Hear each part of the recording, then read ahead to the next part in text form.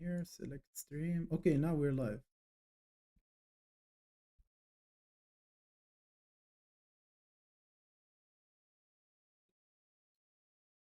Hello, everyone.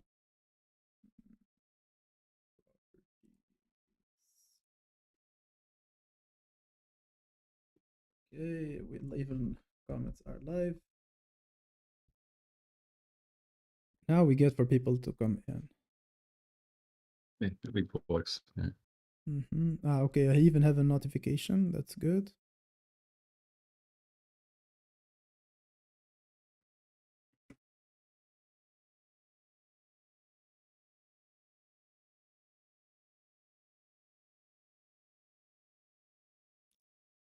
Okay, we are live.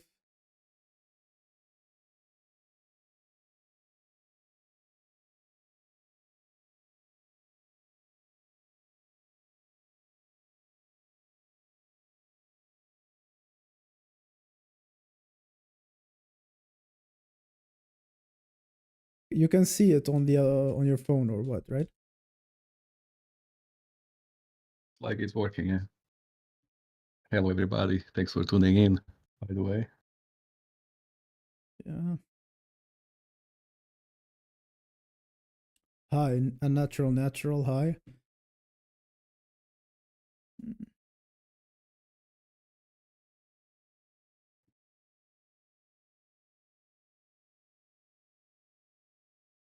Okay, we have already 5 people.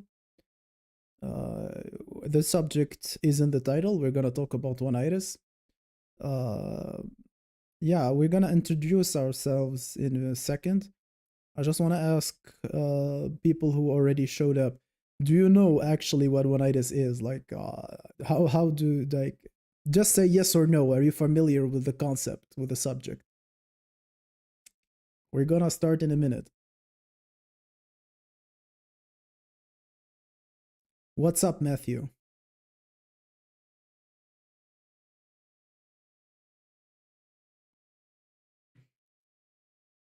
Okay. Okay, people slowly are tuning in. For sure. Almost 10 people in the house.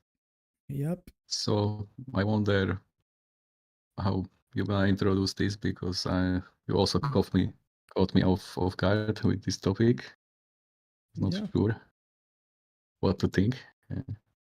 I mean, But listen, eventually, well, we don't, yeah, go ahead. we are basically just chilling, so like no pressure. This is like, this is just like a fun conversation. It's not like we are even debating, we are mostly discussing. And Yeah, it's like a review collaboration. Yeah. yeah, this was not planned in advance, guys. We're just like decided basically on the fly to go live. Okay, so sup, yeah, what's up, Chud? How to pronounce your Hey, name, I check don't it know. out. Shoot in the house. Yeah. So basically, you can start. Well, this is my channel. You're gonna be my guest. Please introduce Yeah. yourself to the few people who might not know you. Yeah, thanks for inviting me. So I'm also doing YouTube basically, and I noticed like not everybody can geomax basically. So you you give sometimes like a good mental health advice for people. Yeah, that's how I noticed. That's how it popped up. That's how I found your channel. Yeah. Well, I mean, that's good that the YouTube And algorithm is working. Yeah. yeah, that's the excess male surplus looking for solutions and answers, I guess. Mm-hmm.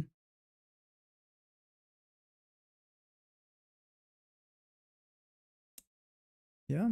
So basically, with Medican, you can check his channel. Like after this live, you can subscribe to him if you're not. He's a brother. So basically, we started having a normal conversation, like just between us, and it developed to this very, very interesting subject that I thought would be very interesting to share with you guys, which is basically the phenomenon of oneitis. And I would be very interested to know how many of you are familiar with the concept, or if it's something new to you. So I can just like give a general definition, throw a few examples to know how specific I have to be with the subject.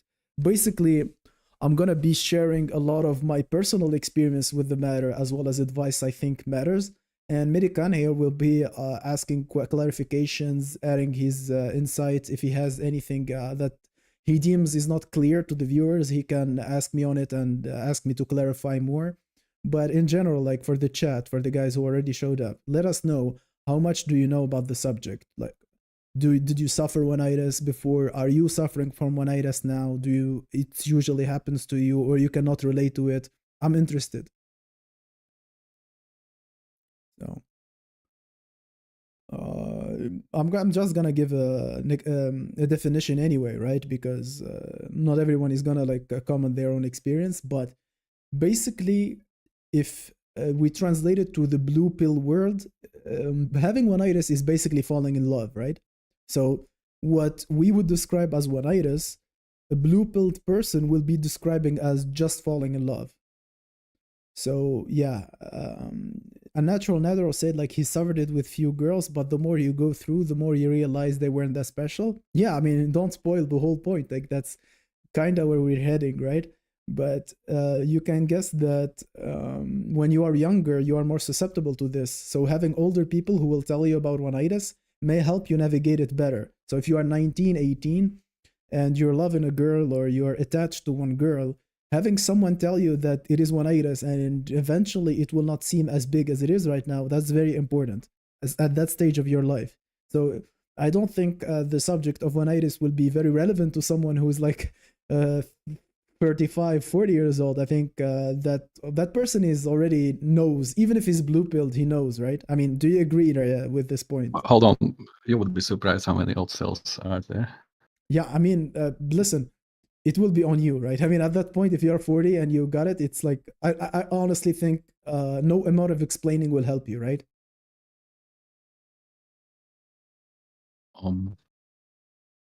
Of course. Yeah. No, I mean, no, I agree that there are a lot of people who are 40, 45, and they're still attached to the girl they loved in the high school, right? But that's not the norm, first of all, and that's not the ideal. We don't want that to be the case. So yeah.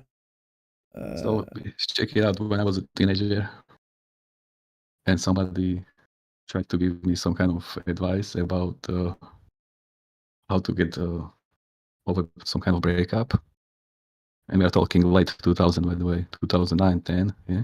Yeah. So the norm is the NPC is gonna give me some kind of advice, like all kinds of, by the way, cliche advices. But somebody said something like, it's gonna take you to get over that relationship in exactly the same time that the relationship lasted. So if you had a 1 year relationship and it was like a first one like this, it's gonna take you 1 year to get over it psychologically. But But then if you are maybe having some additional romances in the future, let's say, yeah, it's not such novelty, and then you probably get over breakup much easier. Okay, but like just to give an example, my first relationship in Russia when I came, which was basically my first serious relationship, it lasted for 3.5 years. I mean, if that rule applied to me, do you realize that if I stayed in depression for 3.5 years, I mean, that would be brutal, man. Especially like in that age. Like imagine I broke up with her when I was like 24 or something. So imagine being depressed from 24 to 27. That's your prime years, man. Yeah. So Greg is saying, just gonna read some comments fast. Greg saying that many guys discovered the black pill lookism by getting rejected by oneitis. I mean, yeah, it usually coincides. Like the post-oneitis period, like the healing from the oneitis, usually coincides with getting pilled, at least not necessarily black pilled, but also red pilled for the ones who go through that route. And Matthew says like he experienced many times through life, mostly in high school. And yes, I agree that it is mostly related to young age. So yeah, go ahead, Medican. You also have to understand, I mean, the access on this distribution to intimacy to women makes it really hard for men, like not only to get access it's not even possible to like obtain a relationship or even maintain it nowadays, you know. Yeah, but then So the people are harder. stuck in some imaginary Mm. imagination, like they only dream about it, you know. Do you see? We can attack But there are this. solutions like to this, yeah. Yeah, I get you. We can attack this like from two angles because there is a strong argument that we can say that the less options you have, the more inclined you are to get in oneitis. Like a Chad can replace a girl easier than some sub five who get one girl every 5 years to look at him. Right? There is a very strong argument that can be made. But also the other argument is that we can find a lot of guys who actually have options, like not necessarily Chads, but some higher tier normies, some people who had girlfriends but have passed on so many other chances, like they limited their own options by the oneitis. So based on that, I think we should discuss oneitis regardless of the SMV of the guy. If you are, if that's your only option and you have one option, then it's hard to convince you not to get overly attached to it. That makes a lot of sense. But there are a lot of people that will not be exploring their options, that will not be open to, I'm not saying like to cheating or not, I'm not advocating for anything like that, but to even make the girl, the problem with oneitis can be with that girl alone. It can be also present without the other girls, because with your relationship to that girl, even if you're the only two exist, like let's say it's an island and it's only you and her, if in your mind you make yourself too dependent on her, that will be already harmful to the relationship itself. So it might be your cause for the breakup. So she, like, let's say you're dating her already, or she rejected you. Like in both of these cases, we're gonna discuss that it's in different stages, right? But if the girl that you spent with a year or two ends up breaking up with you, maybe because you were one-nighting her during that relationship. So you see that this is not a sub 5 Chad issue. Do you see the point I tried to make? It's funny you mentioned that. I remember this story from what's that show? Jerry Springer's show. Do you know about it? Probably I've seen clips, but I don't know his name. Yeah, it's basically it's a shock stuff. Anyway, there was this guy who had a hot girlfriend, and he left her for some ugly hooker, and nobody could understand why. I can understand why. And he said something like, "You know, Jerry, I was in love with idea of her, not her herself."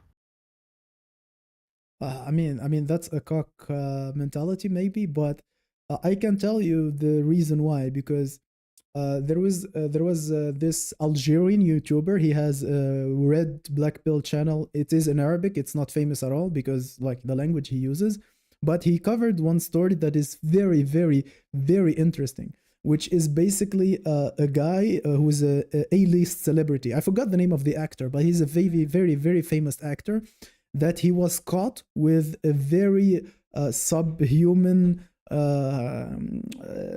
prostitute, like a professional woman, while he had access to all the beautiful women on earth, and he was married to a very beautiful woman, but he was caught in a scandal with a very cheap, like very very cheap, that even some guys here wouldn't want to go with, right?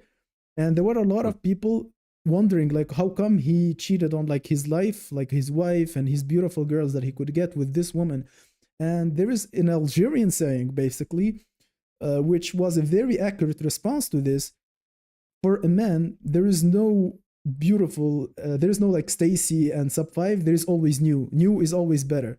So I know this is not very true, but I can understand that for men, especially for men who have a lot of options, there is this sense of novelty. Even if a girl is like an 8, but you have spent 3 years with her, next to that, even a 7 will be interesting. I know that most guys here cannot relate to that. No, that's why that cliche saying exists. No matter how hot she is, there is somebody somewhere tired of her shit. Exactly. So, and this breaks the woman's ego a lot, by the way. If a woman considers herself, well, I would say every woman considering herself a 10 nowadays, right? Like every woman thinks she's a 10, right? But let's say she realistically thinks she's a 10. and she sees you that you cheated on her with a 7, or you're trying to cheat on her with a 7, that breaks her ego like unreal. But she cannot understand this because women are hypergamous. So in her mind, if she's with a Chad, there is no way she's gonna cheat on Chad with a higher tier normie. That's not how it happens in their world. So of course it's gonna like break their brains if they're like trying to understand why would a man stoop that low. But then this is a good example of men who are not suffering from oneitis, which is basically came with age, with the lot of options they have. If we go back to our people with less options, it's not like they wouldn't cheat. It's like they are in so oneitis. I'm talking about oneitis just to show people to what point it can get, right? They will be okay with her cheating on them. That's the problem. You can have men lose their dignity over oneitis. So for me, I'd rather have a man who's willing to cheat than a man who's willing to let a woman cheat on him. I know it's quite controversial. I mean, if no, you, this is actually how this is how actually as Cynic would say, this is how Islamic world keep their rules in order. You know, based on this. I'm thinking style. It's more aligned with biology than religion. It's more aligned with biology than religion. It's the fact that men are. You can have quote unquote a sustainable society with men having multiple partners, but as we're seeing right now, with women having multiple partners, we do not have a society. So I'm just gonna say hi to Yega Bomb, who just joined, to Ironclad. Yo, hello everyone. Thank you for tuning in. By the way, this is just a discussion. Everything in the comments I will read. So if you have any interjection, if you have any question, clarification, go ahead. The subject is oneitis. And I'm going to repeat it again just quite fast. That's basically what blue pillars call falling in love. From my perspective, oneitis is when you think that a girl is more special than what she actually is. So she is a normal girl, but to you, that's not the case anymore. And to the point of delusion, like you'll be convinced, you'll be arguing with your friends. Maybe your friend tries to wake you up. You say like, man, she's not that special. And you're like, man, but you don't know. Like when I'm with her, I feel this way. You just don't, you can never understand, man. You cannot understand. You know, the Kobe behavior. I'm pretty sure that every man here is guilty of that at some point in his life when he tried to justify how great a girl was. If you're guilty of this, you can raise your hand. I am one of those people. When I was with a girl, I actually saw her more than what she actually is. So her SMV was not relevant. I already saw her. Maybe at some point I would have not cheated on her with like prime Scarlett Johansson or. Look, there is a nice psychological shortcut to realize that what are they chasing is not so special. And I'm gonna quote one of the YouTubers out there called Hold the Truth Hostage. Mm-hmm. Yeah, he's a great talker. There was this heated debate about distribution of intimacy because all the men are thirsty basically everywhere. And nobody could find consensus. And he simply said, listen, man, pussy is global, not local. So it also depends where the man is located and what's the access to intimacy and to romance, basically. Yeah, I mean, don't you think some people put huge value on women because they are in a location where the distribution is really bad? Yes, it is. I'm hold that thought. Just gonna say hi to Nera, who's just joined, and B2. He says, "Yo, man, hi." Before, we're discussing oneitis on the stream. So hello, Nera. Nice to see you. You're not late. We just started. So, having this, like saying that pussy is global, that is very, very clear to me right now. From the position I stand in, I can understand that is universal. It is everywhere. That women do not differ a lot. All this came from experience. The point of the stream is to actually address to the people who cannot conceptualize this thing due to lack of experience and basically lack of opportunity and perspective. So these people do not see the world as I see it, and I'm trying to appeal to them. I'm trying to explain to them. I understand if you are like 30 over and you tell me like, hey, oneitis, like who still cares about that? Like I don't date girls to have oneitis. And I can tell you like, even if you're not dating girls, even if you're like 16, 17, and you have a school crush, and then you meet a girl who's actually your looks match, and you can have it just be first with her, and you ruin that chance over like your school crush who's a Giga Stacy who are never gonna give you a chance anyway. I think there's a lot of applicable, useful advice that can be given, even to, I would go as far to say, like, even to low tier normies. I'm not saying if it's very important to you as an average B pillar to have a high school experience, that at least might unlock something to make it easier to cope for you in the future or whatever. Not spending a lot of years on oneitis, because let's say it realistically, a lot of people spend even decades on oneitis. So the less time you spend on it, the easier you heal from it, the better it's gonna be. Do you agree with this point? Like, quick. Of course, sure. Yeah. So now I'm gonna give the origin of oneitis, and this, by the way, unironically came from the YouTuber Coach Red Pill, Gonzalo Rima, who's like dead now. But hold on, you actually know about this YouTuber? Because yeah. I think he came up to a very unfortunate end. Yeah.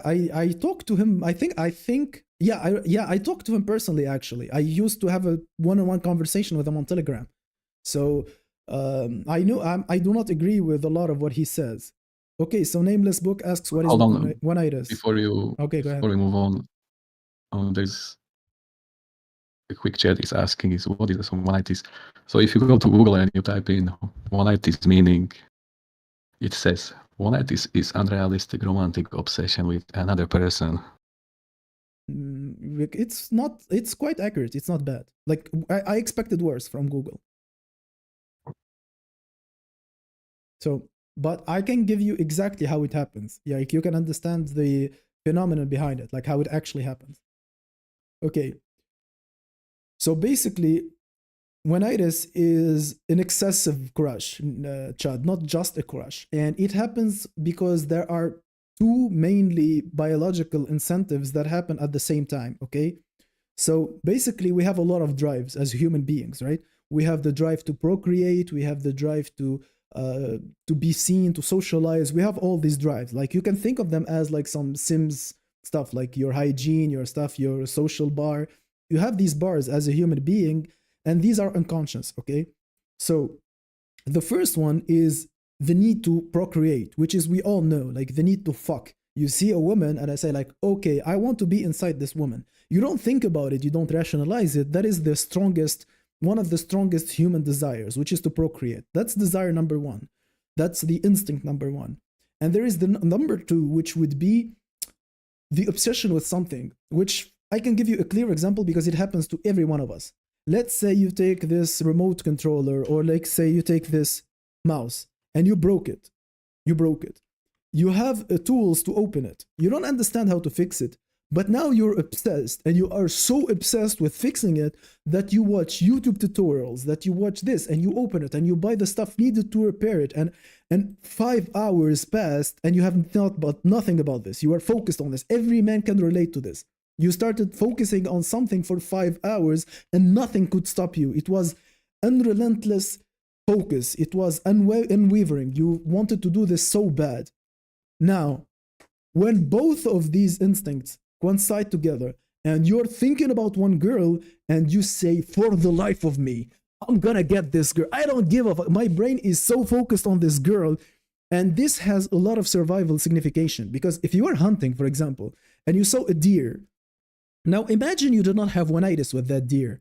You would be chasing different deers every 5 meters. You're gonna run, find another deer and run after it, and then find another one and say like, okay, maybe this one is fatter, I can catch this one faster, and you shift your focus on the second deer, and now on the third deer, and you lost your energy between deers, and every time you ran behind one, she had fresh energy to outrun you. Like the deer, it had fresh energy to outrun you, but the other scenario where you focused on one, you would eventually outrun her, because as a human, you have more endurance. So you run after one deer, eventually it's gonna get tired and you're gonna catch it and you're gonna get rewarded. So basically it's survival. Both are survival mechanics to procreate, because you're gonna have children who's gonna take care of you in the future, and you're gonna basically have your genes survive. And having to eat, you needed to be obsessive. So if those two happen at the same time and you get obsessive with a girl, it can work to the point where it's too much. You should have better diversified your energy. It's a dysfunction that is inherited in human, so that's why a lot of men suffer from oneitis. Did I make myself clear? Do you have anyone from the comments or Medican you can ask any clarifications? Oh, it makes sense. When I was teenager, I was so blue-pilled and obsessed and yada yada. It happens to most And men. after that, like almost a decade of this insulin crisis in the West. Ah. And now imagine you get out of like huge contrast in the West. You are total incel. Like imagine location cell, like a total lost future. You change location and suddenly you have options for dating. Now the question is like the paradox of choice. Now suddenly step in But and imagine you don't know how to realize, choose from the women like they are. do you realize that there are a lot of young men who would refuse to geomax just because of their oneitis? He doesn't think that he's gonna find a girl as good as the girl he's in love with right now. Do you realize this? I can give you. I can imagine that I can make it mental concrete. block. I can make it concrete for you if it's hard for you to imagine. If you are in the US and your crush is some sort of German, Swedish, Russian descendant immigrant blonde girl with green eyes and everything, and she's perfect, and you fall in love with her, and then I come to you as a 30-year-old and tell you like, hey, go to the Philippines or to Thailand and get yourself like some girl there. To him, it's not gonna make any sense. He's gonna like, what? I'm gonna like leave this girl and go to see like Asian girls. I'm not interested in that. And I'm thinking like, do you realize that you know you don't have any chance here? I know that's because that person had no imagination. Okay, but this is the goal of the stream. I want to give those men the perspective to have that imagination so they can start to imagine their life outside this girl. That would be absolutely. You know what they say, alpha fucks, beta bucks. I mean, in order to get to that stage in life, honestly, I'm just gonna repeat it, you have to stop, you have to diminish the effect of oneitis on you. Just gonna read some comments here. So I only have oneitis because it is just a chore to go through modern dating stages.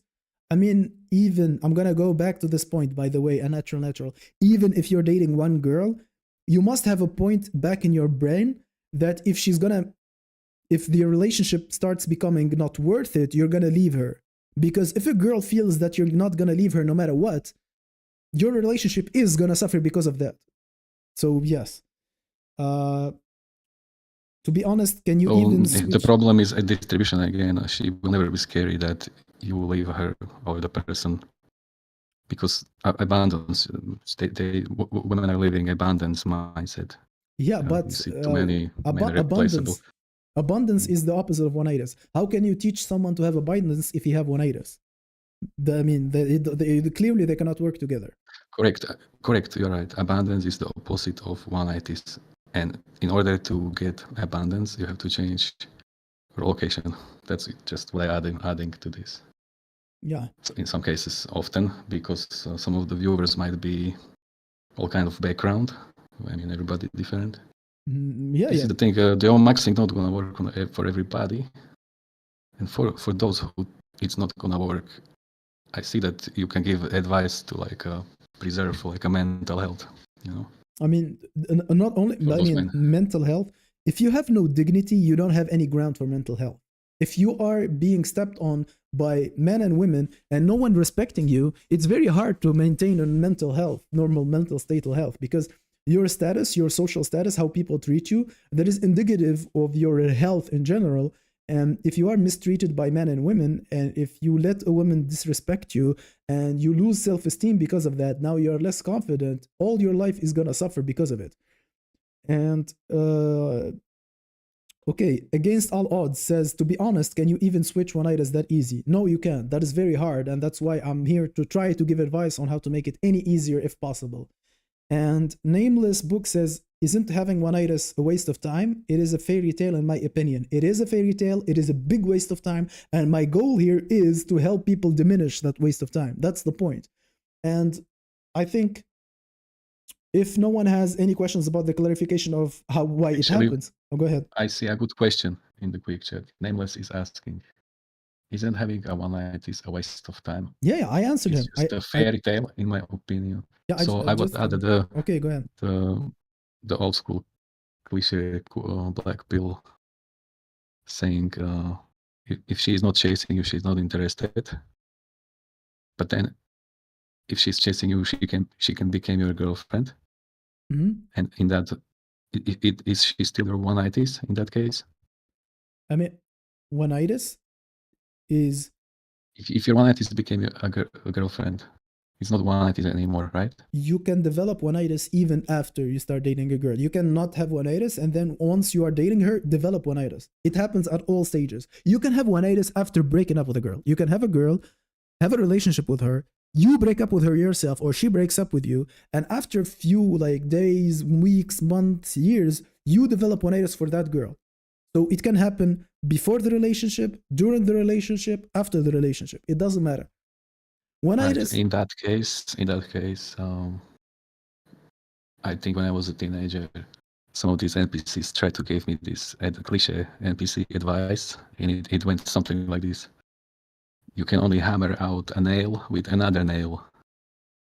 You know, Replacing what like, they try to say? Yeah. but Replace. do you see the circle? If you have oneitis, to forget your oneitis, you need to replace the girl. But you don't have it in you to even start thinking with other girls. Like if you have oneitis and you meet another girl, you're not gonna be interested. Even if she's objectively better, even if she's actually more interesting, you will not be able because she does not replace the first girl. So objectively, effectively, you cannot hammer a nail with another nail in this case. Because when you have, I mean, distribution again, basically, it's all about having temptations available to you, and obviously. I'm gonna just debunk the analogy real fast. When you have a nail, do you know what's the thing? What's why the analogy doesn't work? Because you do not have different emotional attachments to the nails.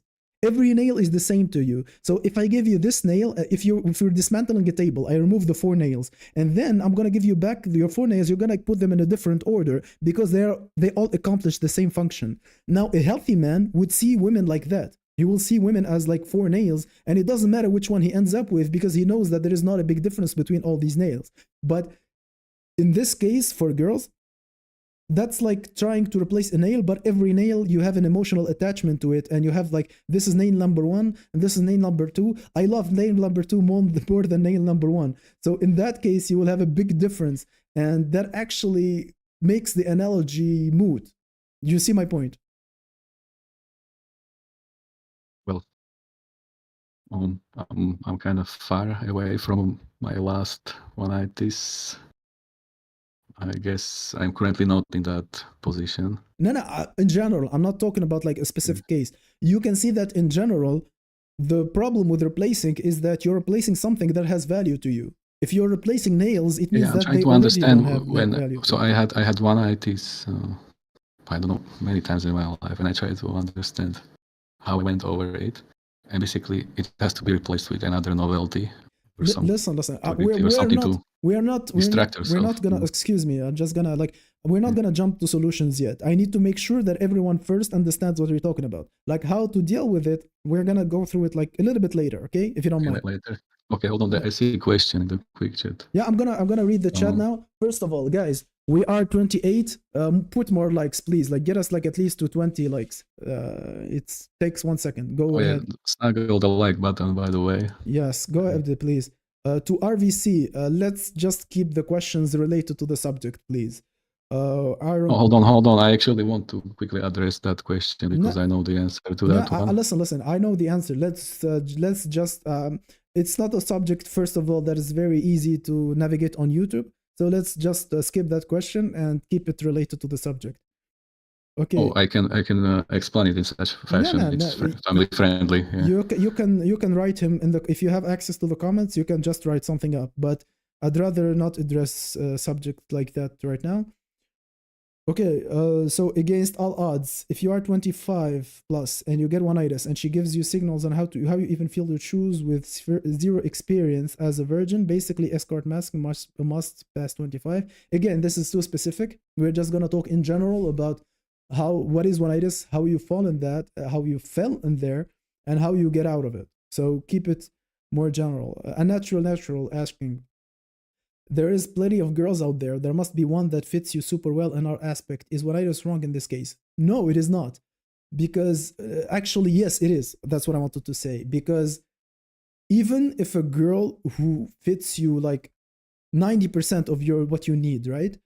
But that's gonna make you feel oneitis, feel a certain way. Basically, you're gonna lose her because of that. So in the end, having a girl who had less compatibility with you would have been a better choice. I know it's twisted, but if you're gonna be obsessed with this girl, you have no future with her anyway, unless you learn how to tame those down. Unless, for example, you learn how to manage your obsessions, which only comes with experience. And again, so just so we can have a more organized stream, everyone agrees here with everyone here understands what I when I explained how it happens. Everyone now understand the mechanism on how oneitis works. Now, if yes, I'm gonna proceed with an example. Is it clear, like how the oneitis work, right? Medican? Oh, yes, I'm here. What's up? Okay, so you agree that you understood how the mechanics of it work on the biological level. Well, it's very like a lizard brain is trying to tell you want to be inside. Of course, I mean, yeah. Okay. It's out of control, you know. Okay, so it is something hard to control. Okay, now I'm just gonna give in a real life example, like so I can show that it can happen in different stages in life. So it can be the first girl you like in school or in preschool, for that matter. Your age doesn't matter here. You can actually fall for one girl, and the problem here is that you will not be able. It is like by the way, a natural said like a good point. What about actual first love marriage, mutual oneitis? If you get the girl and she has a oneitis over you and you have a oneitis over her, and that is perfect and you can live with that, good for you. First love first, like it happens, okay? You fell in love, she fell in love, both of you love each other till the end of life. I'm not talking about that, because most men will fall in love with a girl and she will not love them back. That's 99.99 of cases. So if there is a Chad who fell in love with a Stacy and they lived, how do they say it, right? Lived happier ever after, or something. That's the expression, right? We're not talking about that. I'm talking about people who actually suffer from the oneitis. Okay, that's like the school variant. You can have oneitis even going to the club with your friends, okay? So you can visit the club in order to talk to girls, or warm approach scenario, and you join the group to play cards together or to do any sort of activities together. There is this girl, let's say her name is Jane, right? You fell in love with Jane. There is another girl named like Karen or like Katrina or whatever. She is interested in you. She's showing you choosing signals, but in your head you want Jane, and Jane is the only girl you'll be satisfied with. Do you see the situation you created now? You are not a Chad. You do not choose from every girl available to you, right? You said you went to Thailand, right? I think like girls walk in groups in Thailand or whatever. Like you went out to meet girls, or you're on dating app. You matched with, it can happen online. You matched with 20 girls in Thailand, okay? Now you're basically texting only one of them because you think in your mind that this is the best match for you. Is this something you're guilty of? Well, finally a good question. So, look, okay, I'm gonna think about how I answer this. Anyone in the comments can answer. Anyone in the comments can answer too. Like, yeah, listen, here's the deal. 3 years ago, when a person decided to C-Max and he wanted to do it in such style that he first find a girlfriend that's gonna wait for him over there as a local. Mm-hmm.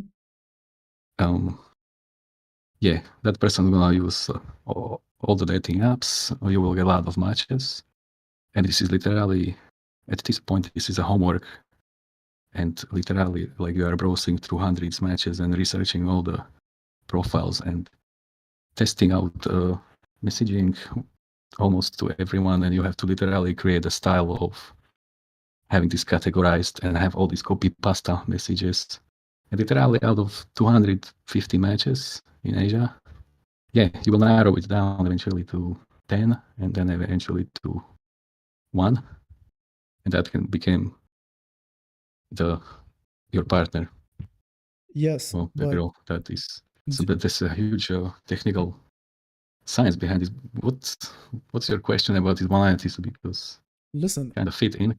if you are able to take your matches and spam the same message to everyone, then to me, in my books, you are not someone who suffers from oneitis. You're a functional, healthy male. So this is the dating app I use, okay? I matched like a respectable amount of girls. Few are more attractive than the others. It's very easy to get oneitis. Every man can get oneitis every day if they see a hot void. Do you agree? I mean, that is not oneitis. That is just attraction. That is not. There is no. That is not oneitis. Oneitis. Is, so how bad is this obsession? This oneitis like? Okay. So I can tell you two approaches. Do you want to use any scene will work? Do you want me to use dating apps as an example? So this oneitis is just ability of a man to fall in love like too hard or like to switch. If you are immune to oneitis, you can switch your focus easy. If you are someone who is very very susceptible of oneitis, you are going to waste a lot of time unnecessarily because of your inability to switch your focus on more rewarding things. If you I see. Okay, I have a question. Let's say there are men out there who get like anxiety attack around like attractive females because maybe they fall into oneitis. Oh, we have aesthetics waiting here. Hello, aesthetics. This is the YouTuber. The more options I had as improved looks, the less I felt oneitis. It is one of the solutions. I'm not saying where I wanted to start talking about how bad oneitis is when someone is so obsessed about this girl that he doesn't even start looksmaxing. Maybe other people have not suffered from it this bad, but I know that for real that people have suffered this severe kind of oneitis. Just myself, I would go to, let's say, dating apps. I would match a respectable number of girls, and then I would go on a date with. I will put like a lot of dates, even on the same day, and then I would go to one date. And I like that girl so much. Like she's perfect. Like I look at her and I'm falling in love with her right away. Like, I mean, those girls are so beautiful that I would take a break to go to the bathroom and cry because of how beautiful they are. So I will be so happy with this girl, right? And then when I go home, I stop scrolling. I almost never open my dating app again. I'm just waiting for messages from that specific girl because of how much I liked her, okay? Then the problem is that she was not probably objectively the best for me. I just felt that way at that moment. That's how I felt. So I got attached to this girl, and it ruined my chances with other girls. So for the next month, I was just waiting for that girl to text me. I would like look at my phone every few minutes to see if I have a notification.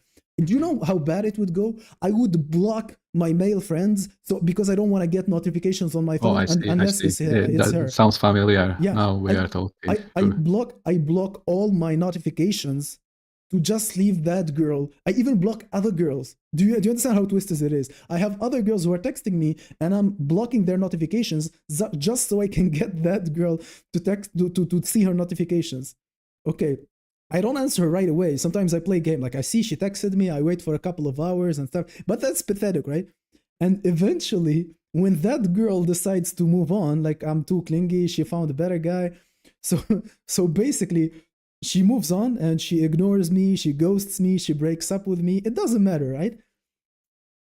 I'm looking at all the chances I have passed, all the girls I have lost, not chasing them. I would be like, God damn, all these girls I could talk to and I didn't because of this girl went to waste now. And this is not only for a guy who's dating. I'm telling you, a lot of guys that even could do something else with their life, including looksmaxing, including improving their options, right? But they are too focused on this girl. Okay, let me give something that will make it clear for everyone. But hold on. They're focused on a girl that they will never be able to have. They're chasing Okay, some this thought, exactly. untouchable. This is what I'm gonna say. What? Friendzone is a form of oneitis. Do you understand now? Friendzone is a form of oneitis. It is probably the highest form of oneitis as far as I'm concerned. Do you agree, guys? Oh man. Do you agree, guys, that Oh wow. that shit. friendzone is a form of oneitis? If you could picture yourself with other girls, you would not be stuck with one girl who's not interested in you. I mean, thank God I never was stuck in friend zone, because even I received the blue pill advice of ignoring friend zones. Like, I had the friends who were blue pilled who told me don't stay in the friend zone, and thankfully I didn't. But I would do a lot of cringe stuff that could be categorized as being stuck in the friend zone, and in reality it's me not picturing myself with other girls. And now I am so far from that I have to remind myself, because I forgot how I was. Like right now, the way I am right now, I am immune to oneitis. I can get rejected.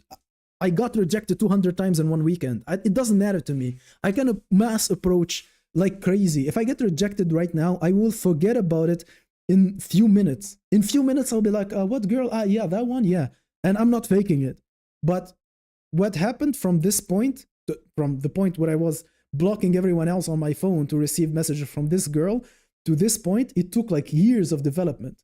If I can make it any easier for you guys, for any one of you have a question about oneitis, like specific or general, best general, so it can help other people, right? When I answer it, I will try to give my piece on it, because I have successfully got rid of my oneitis inclinations, and I became more or less immune to it. Do you see now the point of the stream? Is it becoming clearer now?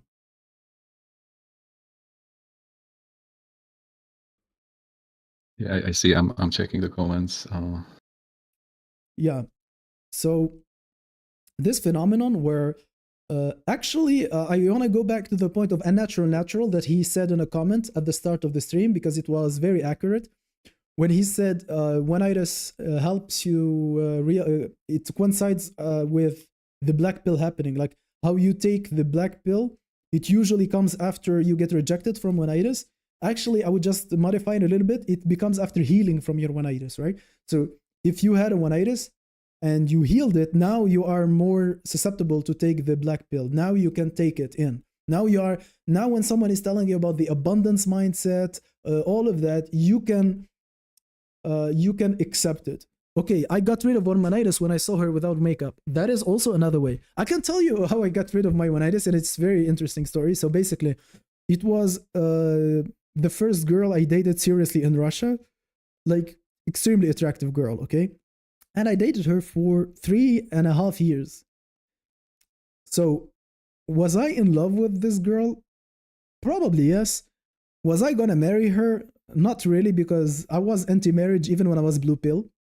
That's something I told even when I was blue pill, I was not the worst one, okay? I was not the worst blue piller out there. I know a lot of blue pill, like there's level to blue pills, right? There are like crazy blue pillar, like lazy blue pillars and regular ones, right?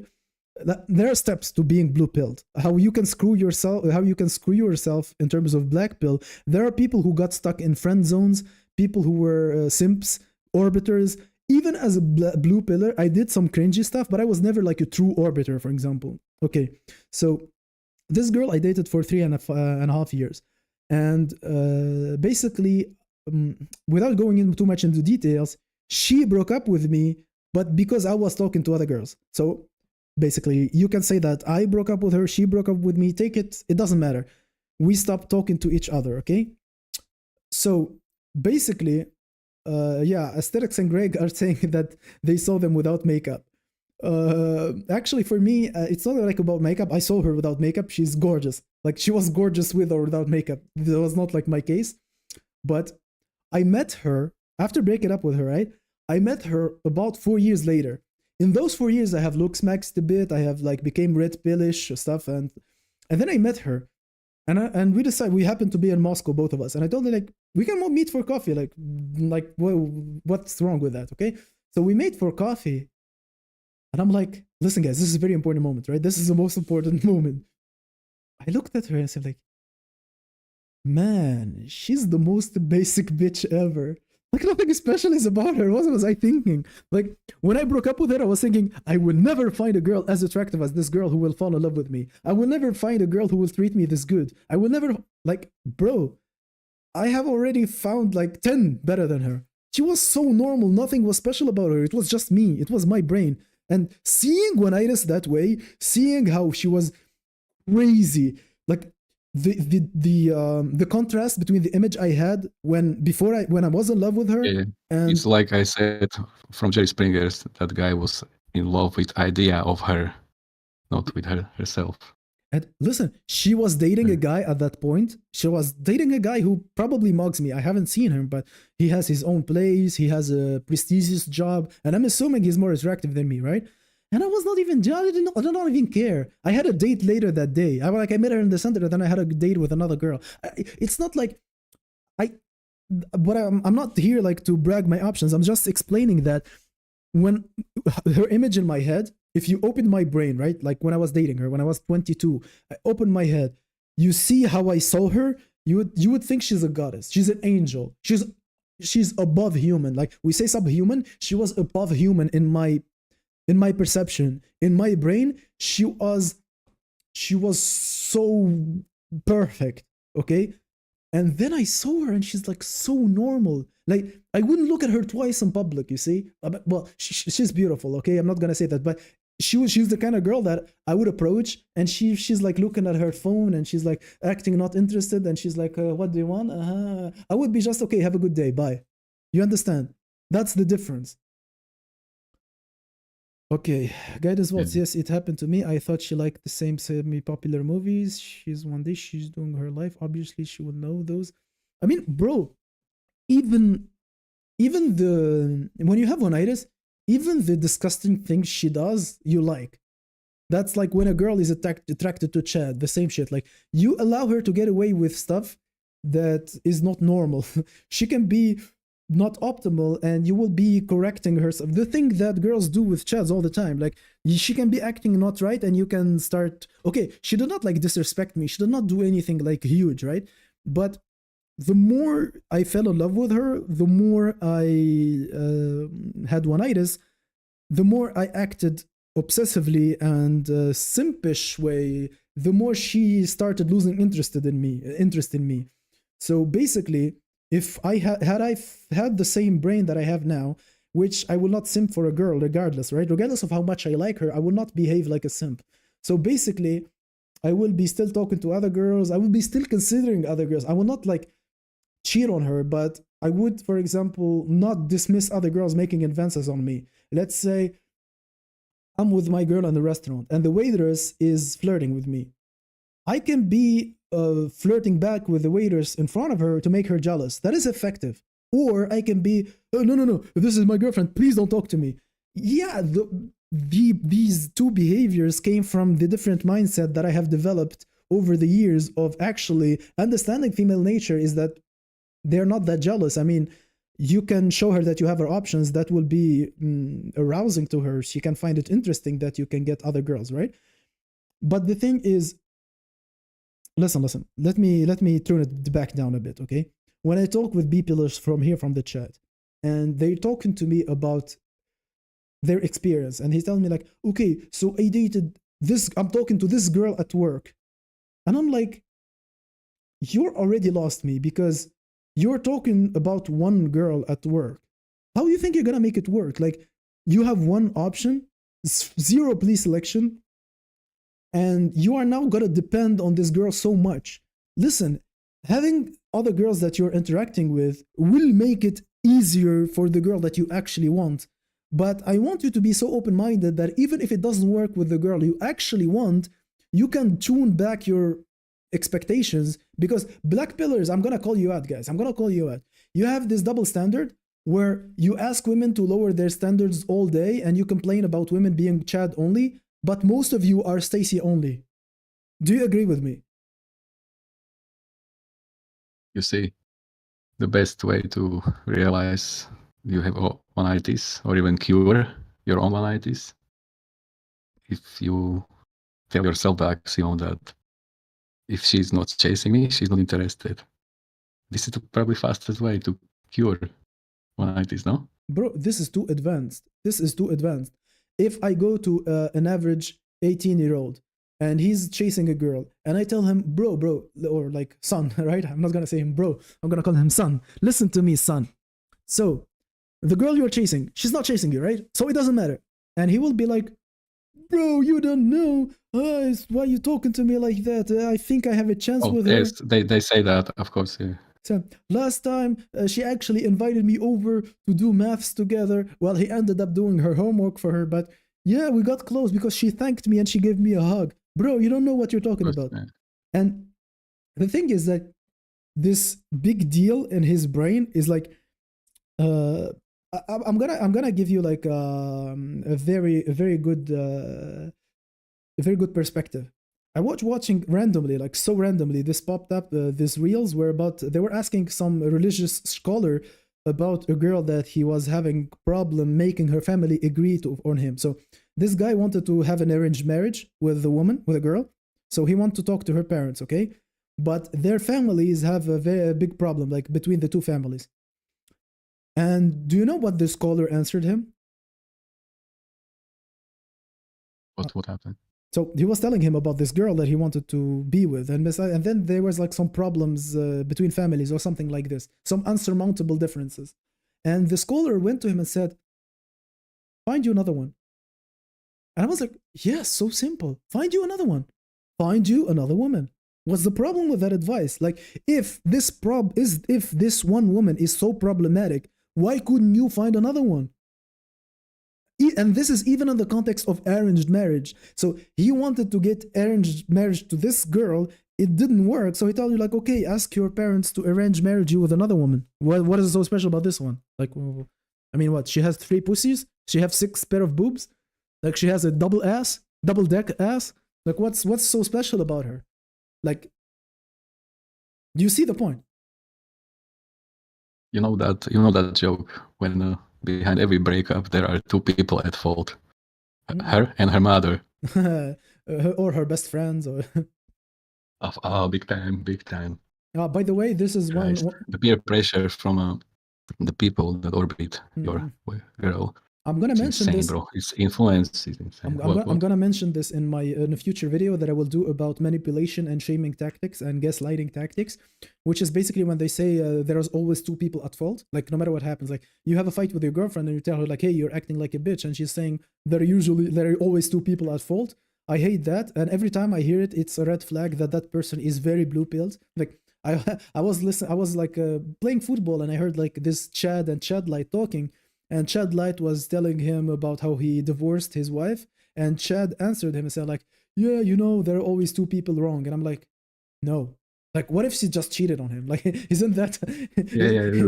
Hypergamy is very real. I mean, she could be the only one wrong here. Like, this is like just a small... I'm going to talk about this in another video, like talking about the manipulation gaslighting tactics. But to go back basically to hypergamy, yeah, hypergamy. You are not responsible for her hypergamy, for example, right? And about like to go back to the subject of the video of like oneitis, when you talk to a younger person who cannot open his mind to imagine the world that you're talking about, you need to find. It's my responsibility as an older person to try to make it clearer for him, because honestly, I would have loved if someone helped me with my oneitis. When I was suffering oneitis, I wish someone older than me came to me and wasted his energy to explain to me and allowed himself the humiliation that I will be arguing with him. Because, I mean, listen, it takes a lot of ego, right? If you're a 30-year-old and you're talking to an 18-year-old and you're trying to explain to him what's right and he's like being dismissive, or he thinks that he knows better than you, it takes a lot of ego to accept his lashback and tune down and say like, listen, kid, listen to me, I'm trying to look out their best. It's very hard, okay? But I'm trying to do this because I wish someone did it for me when I was young, when I was suffering from oneitis. Okay, before you get me back on that, I'm gonna read some comments. So say, okay, they're not refreshing. Okay, I'm gonna read from my screen. So I broke up with a girl whom I've been with 6 months, which I had zero sexual intercourse. So I decided to end the relationship, and now she wants me and she loves me, but won't touch me. I don't get it. I mean, that's called Okoktease. Okoktease, the best video I can recommend. It's a video from Coach Red Pill. It's called Cocktease. I don't think if you can find it on YouTube. It was on his Patreon. He talked about the phenomenon of Cocktease, and it's very, very interesting video. I totally 100% recommend the Cocktease video. Okay, I don't know how to pronounce your name, bro. Like, it's BWC Chud. Yes, I want to learn about the psychology of the orbiters. Okay, you can put it in a comment somewhere else. It will remind me. Okay, so Aesthetics Waiting said, you can argue the guy who got cheated on's fault was not being able to spot a liar, having bad instincts, etc. Is he at fault? Yes. Is he wrong? Yes. But you cannot say it as something equally, because it dismisses the fact that she decided to cheat on him. Was it his fault? Yes. From a stoic point of view, you can always take the blame for yourself, even if you're not to blame. But realistically, if we go to court, if let's say it's a marriage, right, and she cheated on him and they divorced, the court should give 100% liability, or not liability, like, how to say this? He should give the compensation to the man, and the woman is at fault in the eyes of the law. That's how it should be. Are you wrong? Are you like ignorant for not spotting a liar? Then yes, that's on you. But I will not hammer it down. I will not make fun of you because your wife cheated on you. I'll tell, like, yeah, you could see the signs, you could spot the red flags and stuff. That's on you. But the mistake that happened, when a girl tells you that, it's shame. It's a manipulation tactic to just blur the lines. So now we're both at fault. No, she's being a bitch, or she's being annoying, and she's wrong, and you can check her for that. And her telling you that she is acting a certain way because of your behavior is usually just a chit test, and that's how she was acting anyway. And now she wants a justification for her shitty behavior. So she's a bad person. She acts badly, and to feel better about it, she's gonna say that she's acting badly because of you. That's the case I'm talking about. No, so maybe sometimes both are at fault, but there are a lot of cases. If we're both sitting and having a coffee and extend my head to slap the shit out of you, I cannot blame you for not seeing me raising my head to slap you. I think that's a good analogy, even though it's bad. It shows the case. I don't know. I hope that answered you, Aesthetics. So it's more about being able to handle cheating, because cheating is inevitable. I mean, you can handle it by you are talking about how to emotionally take it when she eventually cheats on you, or you want to act like a guard 24/7 and not let her cheat on you by following her everywhere, because these are two completely different things, right? But you know my stance on this. Like, the relationships are in the West are cooked. There is no way you can have a decent relationship in the West. Cheating can't be that common. I have bad news for you, right? I mean, it's probably cooked everywhere in the world. There are only few pockets of hope where dating is somewhat possible to some extent, by the way. But having long relationships are so rare, by the way. But do you know what happens to the spots? I'm gonna give a great analogy from my days in the restaurant.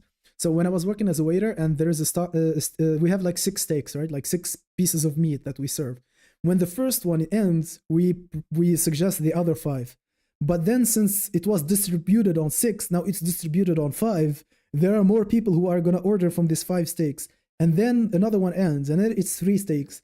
When we are down to 3 steaks out of 6, they end in an instant. And now we don't have meat in the restaurant anymore. So basically, if every place where they have decent dating is like the only place where you have decent dating, a lot of people are going to relocate to that place. Basically, now the places where there are good chances of dating will just join the West again. So you see the analogy, right? So even if there is a good spot, it will stop being one. So yeah. So it's a comment from Neuralist. It's funny. Which one? Oh, well, he says he loves the stream. All I'm getting from the stream is to ignore women and date AI humanoids in the future. Yeah, so, I'm not denying that as an option. By the way, first of all, they are ignoring us. First of all, that's the thing. And second of all, if if you are restricted with your location, you're gonna probably cope with some future tech, some kind of dolls in Listen, the future, most likely. I'm not trying to find the solution to humanity in this stream, but I am open to that. If someone doesn't get real women, I will not judge him from going to AI women. I'm a man, I can relate to the needs. And again, the point of the stream is that ranging from the subhuman to Giga Chad, we all would benefit from not being overly attached when it doesn't matter. And you can probably make it easier if I'm just gonna use a completely different analogy. If we approach job seeking, right?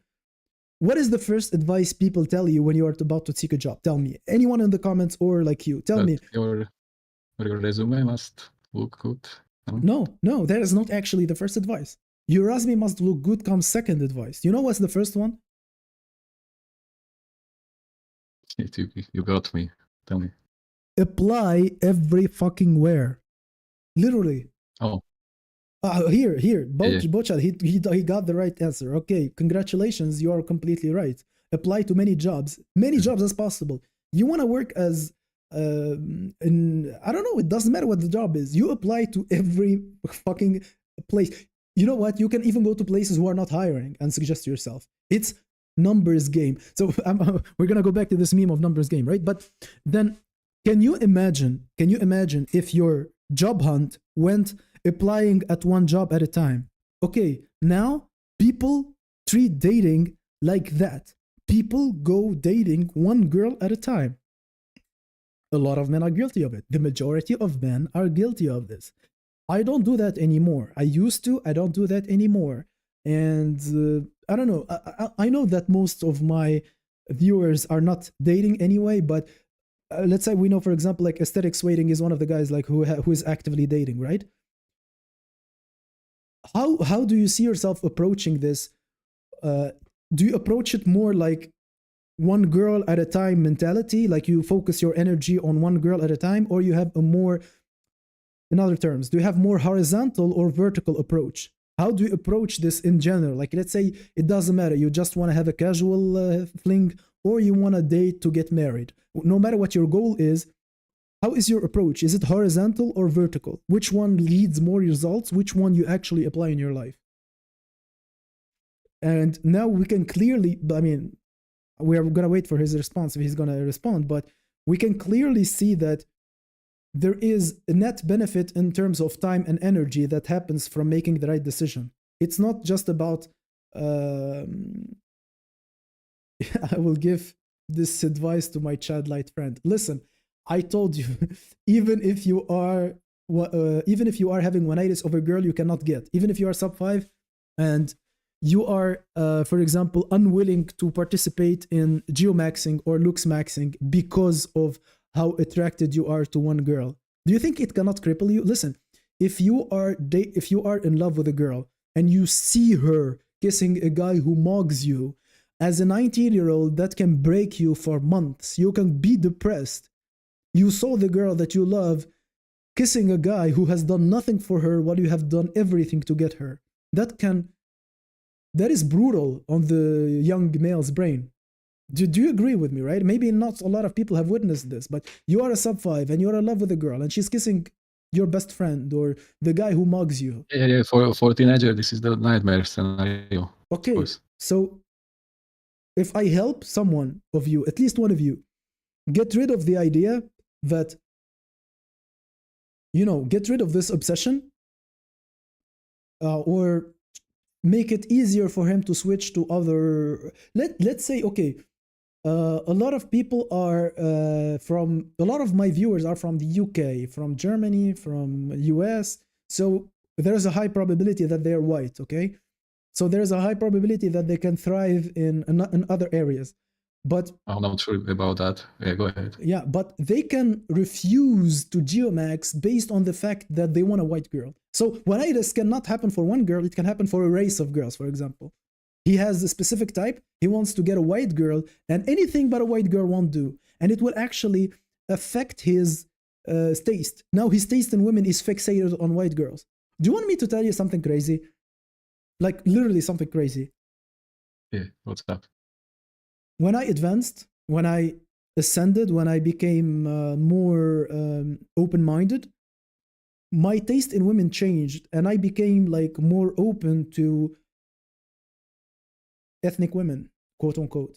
I am more open to be with women who are not my initial favorite type.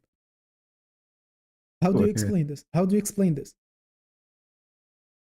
Oh, I have some theories about that. I can tell you, if the 19-year-old me, for the life of me, I wouldn't date, let's say, a black girl, even if she's attractive. Even if she's like 7 out of 10 black girl, I would be like, no, I want a 5 out of 10 white girl. Now, as I am right now, I would go for the higher SMV regardless of race. Regardless, like if a black woman is beautiful, I will fall in love with her. I will Yeah, enjoy because enjoy men enjoy go my for time with her. what's available. Men are going for what's I available, mean, and somehow ethnic listen, women. No, even though I am open to ethnic women, I'm not dating ethnic women just because of the place I live in. So I live in a place where 90% of girls are white. So even if I wanted to date ethnic women, that's not gonna happen. So it's not by lack of option for my case. So I changed my taste despite living in the same place. I do not have more options. So I did not do it to conveniently have more options. Actually, I do not have more options. My well, options are the but I am same. not sure. There are no ethnic women in your location. I mean, so how do you get with them? I mean, I don't understand. so you change. Okay, you are saying you expanded your preferences. Mm-hmm. Is that correct? Yeah, in theory, yes. Oh, yeah. Something similar happened with me because of I discovered yellow fever like 10 years ago. You But discovered without what? You discovered what? I discovered the fact I had no idea 10 years ago. I had no idea that Asian girls are attracted to white men, Yeah, even well, sub 5 men sometimes. yes, they are. And only because of this fact, I started to chase this hopeful. Other than that, I was stuck in Gulag, chasing some kind of Becky, some mystical Becky that doesn't never gonna like reflect the sympathies. Yeah, Yeah. you know. If you when you were 15, okay, and you were going to high school, um, in your hometown, right? If I came to you and I told you, listen, when you are 25, you're going to be like thriving in Thailand, you would have refused the idea, no? You would have like you have no one. Oh, You wouldn't have yeah, wanted to. I would probably think you are a crazy person, and Yeah, you are probably yeah. I don't like want. sending me somewhere to jungle to be eaten by anaconda. Yeah, You see? are you punishing me? Yeah, What is this punishment? What did I do to deserve this punishment? So yeah. yeah, about But yeah, yeah, that's my scenario. But I believe there are men in the West who. easy I mean, lowering there's this. still dating going on. I mean, but I'm not part of it. I'm just saying, like, you are giving good advice to those men who kind of still. Yeah, from what I know, Aesthetics Waiting, he's asking you, have you geomaxed? Yeah, man. I spent like 480 days in Bangkok, and then You counted the that high days, yeah? government. Yeah, of course. I mean, every day. Right now, I'm suspended kind of from entering Thailand for some months. Yeah, and I'm stuck in Gulag basically right now. And Are you not open to other yeah. countries that are like Philippines, Vietnam?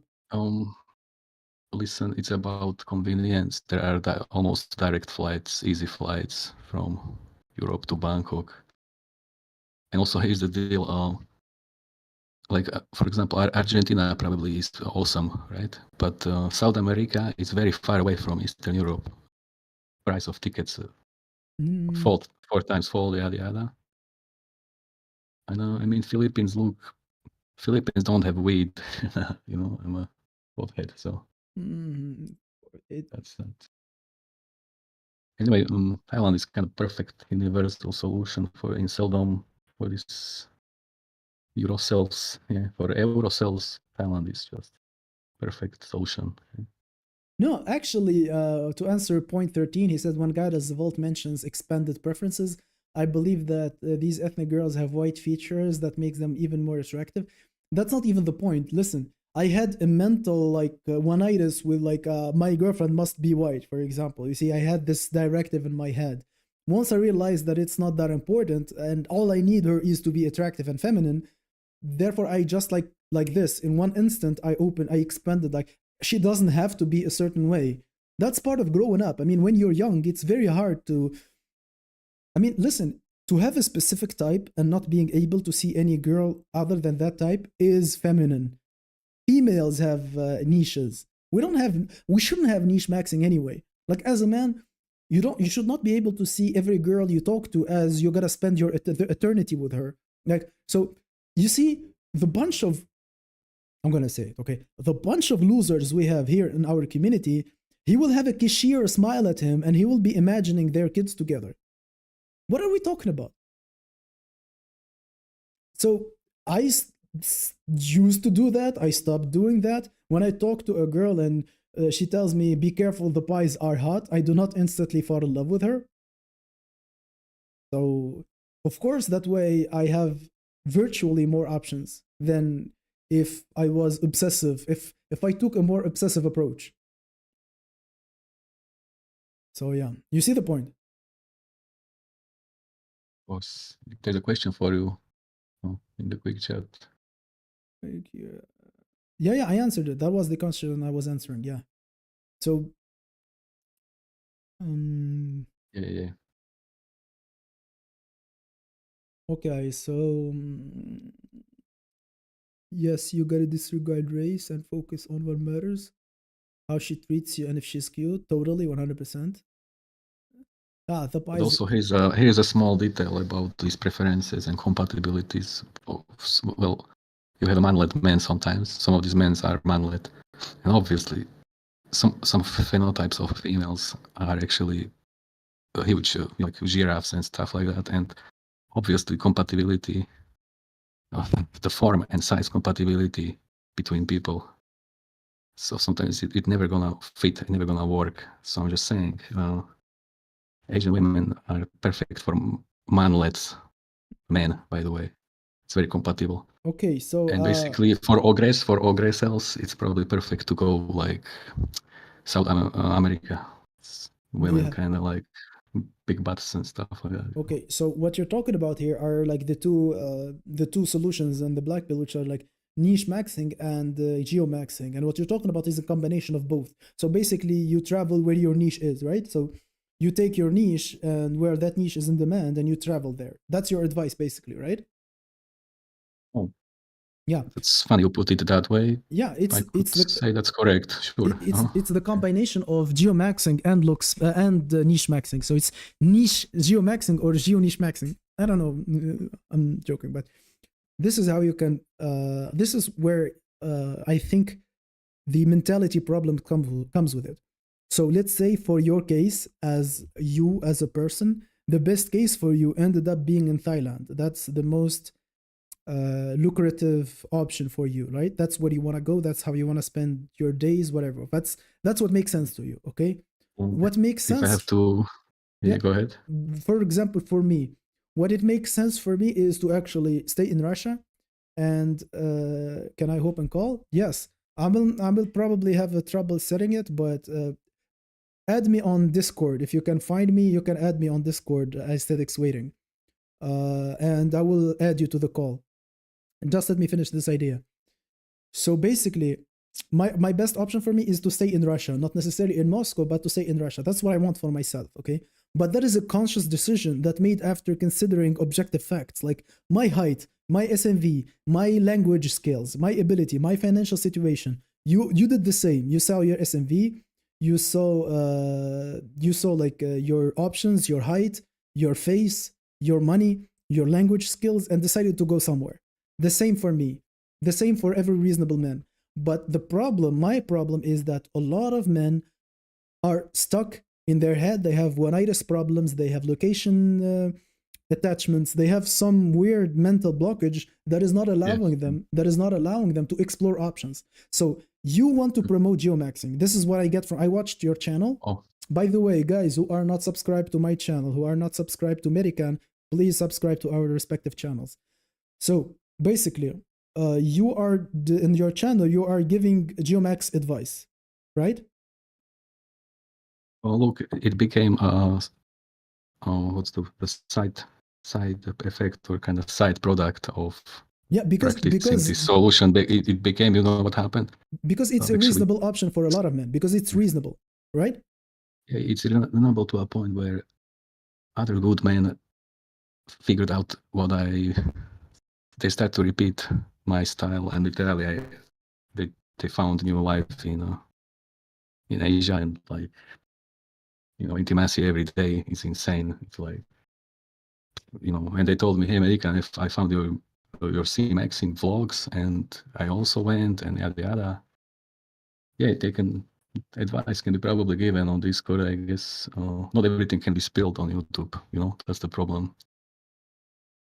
Like you say, I am advising for Geomax, but no, we just want to help good men. I'm yes. just not sending everybody to no. I mean, travel. It's very hard to, by the way, take these 16 hours flights 6 times, by the way. I'm not saying that that's the only thing you do. I'm just saying that if it is a good option for someone, then he should consider it. Okay? We agree on this at least. I mean, when I was younger, I was thinking the point of life is to stay in your current location and have like a trad wife or some of this cliche nonsense Delulu stuff. Listen. I'm going. But in reality, I'm going somewhere with this thought. Every man needs to have like intimacy and. No, bro. Like, listen to me. I'm asking you like a series of questions because I want to get to a point. So like, go with me, okay? So basically, sure. You are for geomaxing. That is a good option for men, for certain men who meet certain criteria, right? It's a good question. I mean, I can agree with that. Okay. So, and I think that for some other men, the solution is different. I think like for a lot of men, arranged marriage in their respective third world country would be a better option. For example, I'm just saying an example, okay? Some men have better looksmaxing potential, so they should looksmax. Different cases. For me, what I want men to do, my objective with men in general, is that they remove all the mental breakage they have in their mental breaks, the chains, the invisible chains on their necks, so they can start taking action towards the plan that's going to lead them the best possible life they can get with the current cards they have. So, oneitis, friend zones, being attached to a certain location, having a certain belief that are not benefiting you. For example, I have to stay in my country, stuff like that. I would be, it would be very positive if I could get men to move away from that. Remove all the mental blockers. Exactly, that's what I wanted to say. Thank you, Chad. Look, I'm not sure if you can have men remove mental blocks just by ordering them to do it, because it looks like all these men are accumulating these milestones in their life. A lot of oneitis is one of I'm not ordering anyone. To probably get through it. Bro, I'm not ordering anyone. I'm just explaining to them. Yeah. I'm explaining to them, and if they understand, then good. If they don't, I mean, what can I do? So would you agree that maybe good solution is to replace oneitis with another oneitis? Again, replace one oneitis with another oneitis. I don't think having the prevalence to get oneitis is beneficial for a man. So it is better to heal and turn into a man who does not take oneitis. By the way, aesthetics waiting. Kamin, did you find my Discord? If not, you can text me like on Instagram or something. I can add you. Like, I don't mind adding you to the call. Just I mean, aesthetics. Join that link I sent. Okay. So that's it. You sent him right already. Yeah, he can join this, and I will bring him in. Yeah. Bro, I'm gonna answer a natural. I'm not promoting abundance mindset for the sake of it. It's not like having abundance mindset. No, I'm just wanting you to think realistically. If it is over for you, then it is over for you. What can I do to you? But the thing is that if you have realistic options and you're not exploring them because of some mental blockers, then that is a waste of time that you're going to regret later. Later in life, you're gonna realize like, man, I should have traveled in my 20s. I should have explored my options in. Hold on, let me give a shortcut on this. I understand his comment. It's about abundance environment, not an abundance mindset. If your environment is not abundance, you can't have abundance mindset. So that's how it is. Which brings me again to location. Yeah, go ahead. Yeah, but let's say you do not have options and you cannot be abundant. So you cannot be abundant because you don't have options. But then you are stuck in one place. Now I remove that stuckage you have and I allow you to move to another place where you have options, and then there you can develop an abundance mindset. So do you see how it works? I know. I know because I happened to live through the contrast of both scenarios. Literally, dating market in the West is non-existing, totally dead, buried, and somehow dating market in Asia is literally, there are women chasing you. It's hard to imagine for some people. Unless they don't go and experience them themselves, it's hard to explain, you see. Yeah, I mean, okay, guys, I'm just gonna. So it almost seems like you can only have oneitis in the West, right? Not really. I mean, I grew up not in the West, and I have people. I mean, I have witnessed people going oneitis right and left. Just a second. I'm gonna add friends. Add friends by username. No, I don't see his name on the Discord. No, I'm gonna first of all add him. Yeah. So yeah, I've sent him my Discord. I think I will. This is your server, right? I mean, we cannot add him to this call unless he's added to your server, right? Sure. Let him join the server, and I will bring him. Okay. To the VC. Give me a link to the server. Okay.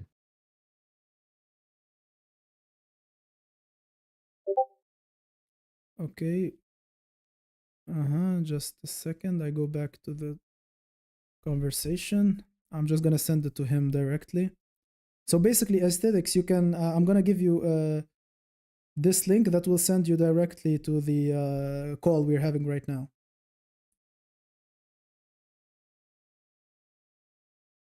So, Natural is asking if the love is genuine in Asia. So, it is not genuine anywhere in the world because of hypergamy, but in Asia, it can get as close as possible to the imitation of some good romance. By the way, it's possible to recreate like a missing teenage love in Asia. This is what I keep saying in the past.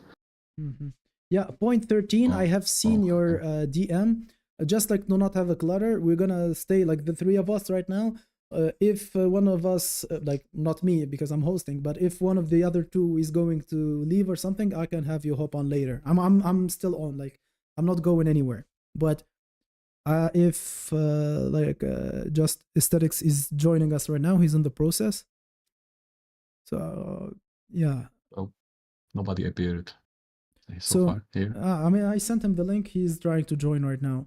So basically, listen, love, like looking for like real love it's not like that is overrated or something, but let's just accept that it is not gonna happen for most men. Okay, so are you willing to go like to do the oneitis idea with the fact that you're gonna receive like to be genuinely loved, and you're gonna be like, okay, if I'm not gonna be genuinely loved, I'm gonna go like MGTOW. Like either you get the ultimate form of love or you don't get anything.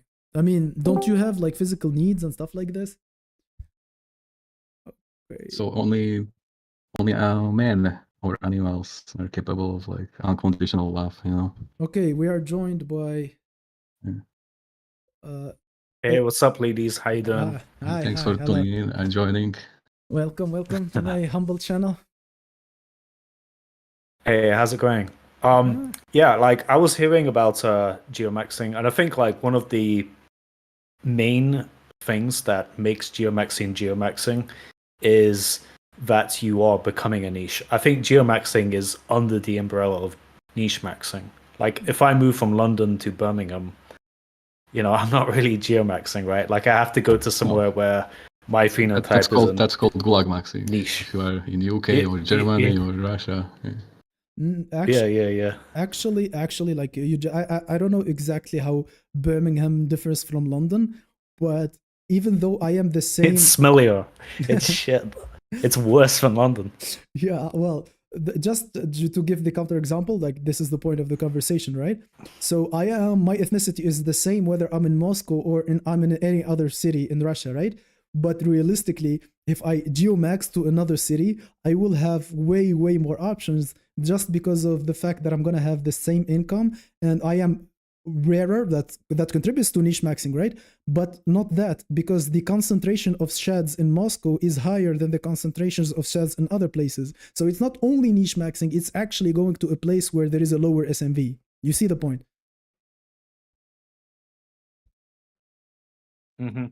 Yeah.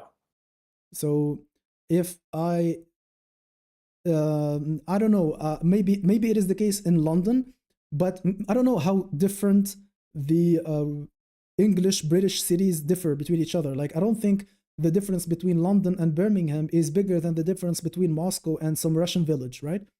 Like Moscow is here and the average Russian city is like down here. So I'm in Russia, I'm surrounded by like big ass lawyers with sports cars and stuff. I have to compete with like fit men, tall men. I said this in my first video ever. I am 6'2" almost, and one time in a bathroom in Moscow, like in a place where a lot of dating happens, like it's a night food court that works by night. There were 15 people, and I was the shortest of them. So I was in a room where I was the shortest between 15 people. So do you realize the scale we're talking about, right? So that would be in the same country, the same currency, the same kind of girls. But if I go to another city where, they're normal people, not just giants, right? I would have better options.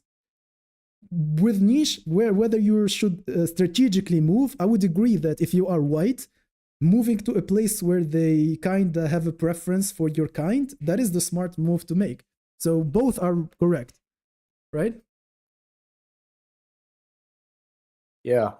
I think like I wonder like what country would be like the opposite for that. Like what country where the people wouldn't like a white guy.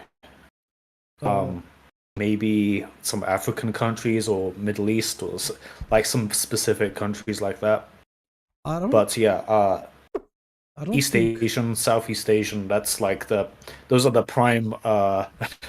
Those are the prime places that like waspy guys. I mean, there are other considerations. When you're moving countries, it's like how easy it is for you to actually move there, and then the other aspects like the language spoken there, the how you're gonna be like able to spend your money, how safe it is actually for you to be there. So there are a lot of considerations. But if you want to like ask what country have certain preferences for whites, I think that white skin is an advantage everywhere in the world, but you have other aspects that might be different. For example, are you the more masculine kind of white? You are the more pretty boy kind of white? Do you have blue eyes? You don't have blue eyes? Are you tall? Are you not tall? For example, if you're not tall, you would want to go to the places that love white people and are shorter on average. If you are tall, you want to go to the place that they value like other masculine features and like white skin. But I don't think there's a place that a white person would have a problem, realistically. Okay, there are some trouble spots on this planet. In terms I'm of not safety, sure if I should like talk about. No. In terms of safety, maybe. But in terms of female attractiveness, female attraction, I don't think so. I think that white skin is an advantage even in white countries. Like if you move like from UK to a shorter, let's say you are short in the UK and you move to the shortest possible white country, I think you will have a better dating life. I think financials also, if you land a job from the US and you go live in some Hungary or stuff, Hungary, or how you call it in English, right? Hungary, or any like whitish European country where you will have online, you will work a couple of hours and you're gonna have 10 times the income of the average person, then I think that will be an advantage. And I'm not like it's just money maxing. This is just facts. So yeah, there are differences and they are individual. I don't know about your experience. Have you geomaxed anywhere aesthetics? Yeah. I've been to quite a few countries because I work online and I travel all the time. I've got a whole Rolodex of different countries and different experiences I've had being in them. But I'm more interested to like ask about Russia, like because I don't know too much about it aside from the history with the communist revolution. So I want to ask you, like, I've heard from like people in like the BP space that there's a premium on hypermasculinity in Slavic countries. Like There the is what? hypermasculine niche is more sought after by Slavic women. Would you agree with that? What do you think? Okay, I think Wow. that is you. If you have an opinion, go ahead. I mean, where did you hear this, or like who is spreading this misinformation? From How Slavic autists on girls are very, forums. very cruel. That's who I've heard it from. Nah, okay. It's like somehow it's like this copious mythologizing of Slavic lore, but this place is really not good. It's you see when I try to explain to Thai people how Eastern Europe feel, I use translation and I say it's a cemetery and prison. Nah, Are you And Russian too? instantly understand. American? Yes. Oh shit. nah, I'm not like Russian. Like you can see clearly that I'm not. I just live here. That's I have been living here for 10 years now. Okay. Oops, I lost my audio. 10 years. Sorry. Like you're immersed in the culture, bro. Yeah. Okay, I'm just answering one comment from a natural. So he's saying that if London was Moscow, then Birmingham would be Ufa or Yekaterinburg. But then I think that honestly, I don't know much about the UK, but I think that the difference between Ufa and Moscow would be way bigger than Birmingham and London. I think honestly, that I might be wrong, but that's my opinion. But I'm gonna address the question I have been asked by aesthetics, which is should you ogre max in Russia? Basically, I think that's Ogre Max. I think that's outdated, bro, because you see, it is slightly getting better, except that there is actually a niche max for girls would like a guy to be as big as possible, as brutal as possible. It is even in the vocabulary. Correct. And the vocabulary, Yeah, for example, listen, there are these words. This is a consensus. The one who mocks the most wins, and the one who fucking punches the most wins. The most arrogant people wins. If you ask people who are older than me, just a second. Ask people who are older than me who has been in like just older than me, right? they would say that, oh, can you please limit the amount of people who can get in the chat because this is your server. Yeah, of course. So forget. Basically, yeah. So there are the vocabulary they use, which is brutalny, which would just translate to brutal. By the way, brutal in Russian have a positive connotation. If they call you brutal, it's like one of the highest compliments you can get as a man.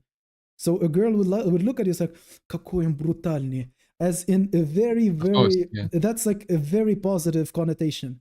The opposite word would be худенький, which is lanky, right? Lanky, the translation would be in English. That has a very negative connotation. If a girl if a girl calls you lanky, it's like she's dismissing you. She's like being straightforward, dismissive, disrespectful. Hold on, let me tell you how Slavic women likes to offend men who are bad looking. They start to call you Mr. Bean and stuff like that. This is very like common often, by the way. Mr. Bean? No. Yeah, just Floyd call me Mr. Bean here in Gulag often. Yeah. Really? So, yes, but this is a very important but. It is becoming less and less the more the international standards of westernization of the dating apps and everything, it's becoming less. And I can give you like a small anecdote, right? So there was this girl that I liked in my gym, and I was with my cousin like working out, and she was working in front of us. Like I saw like some choosing signals, right? I talked to her, it went fine. I took like her contact and stuff, and then like it eventually did not work out. And my cousin was telling me like, look, bro, I know that you are like you think like you're jacked like compared to the average population, but look at her. She's basically as big as you. Well, he's joking, right? But she's like a gym girl, like for real. She has a lot of muscle, right? I'm pretty sure that she's only interested in the ogres that are roided and stuff, like the big guys. Absolutely, like, absolutely. Yeah, wait. So listen, this was his logic, right? He told me like, so she's a gym girl. Of course, she's gonna be interested in gym guys. What are you talking about? I was like convinced, like, okay, maybe I keep working out, like, and one day I will have a better array of options, right? Anyway, just that evening, not even much more later, right? On the food court, I was having a pre-workout meal, and I saw her, bro, with the lankiest dude of all times. Like, I swear to God, he was so thin. Like, his bones were like my finger. He had a pretty face. He was taller than her, so he was like way taller than her. And can you believe that? Yeah. One thigh of hers, like half of her ass, would be wider than the whole guy. That is like what?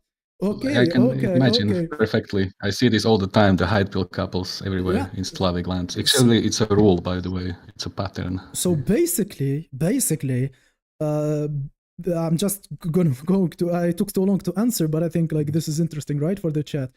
Basically, it's becoming less popular to only want to go for the bulkier men, and pretty boys are starting to having a chance. Now, I had a conversation with a girl 2 days ago about this, about her preferences. She was talking to me about how much she liked my niche, right? She liked my kind, right? And when I told her, like, have you always had this taste? And basically, it was yes for the most part, but there's one exception that changed recently. So this girl is like 33, right? So she's like 3 years older than me. Yes. And she shifted her preference by the age of 29, and she told me that she was going only for skinny dudes, like pretty boys. She put, before pretty boys and later the brutes. She basically said the same about the other stuff. Like she liked a little bit of beard, tall hair, stuff like this. But basically, she liked a guy to be thinner. It was very important that he's thin. Then suddenly, after like probably realizing that she's hitting the wall or something, she said, I like brutal men now. I like men to be as strong as possible, as like big as possible, as wide as possible. And I was thinking like, okay, so yeah, it's better to be pretty boy at this point because I'm not interested in older women, you see. So it is becoming, it has how to say, sickles. It has a few like leftovers. Yeah, leftovers would be the right word. It has leftovers from like before when men used to mock men physically. Now it is more and more like the West. So I hope that answers your question. They are shifting like chameleons, and during ovulation, by the way, they are sometimes desiring other men or other phenotypes. Yeah, so it's very dynamic. How are you gonna? Yeah, I've heard when women age, they do actually shift their preferences. Of course, more to like the hypermasculine side compared to pretty boys. I've heard this is like a common phenomenon. I'm not really sure what the underlying cause or reason is, but there is some like evidence to support that. Oh, I completely think it is true. Like, but then as a man, would you want to optimize for the thing that makes you attractive to older women? I don't think that's the goal for any man, to be honest.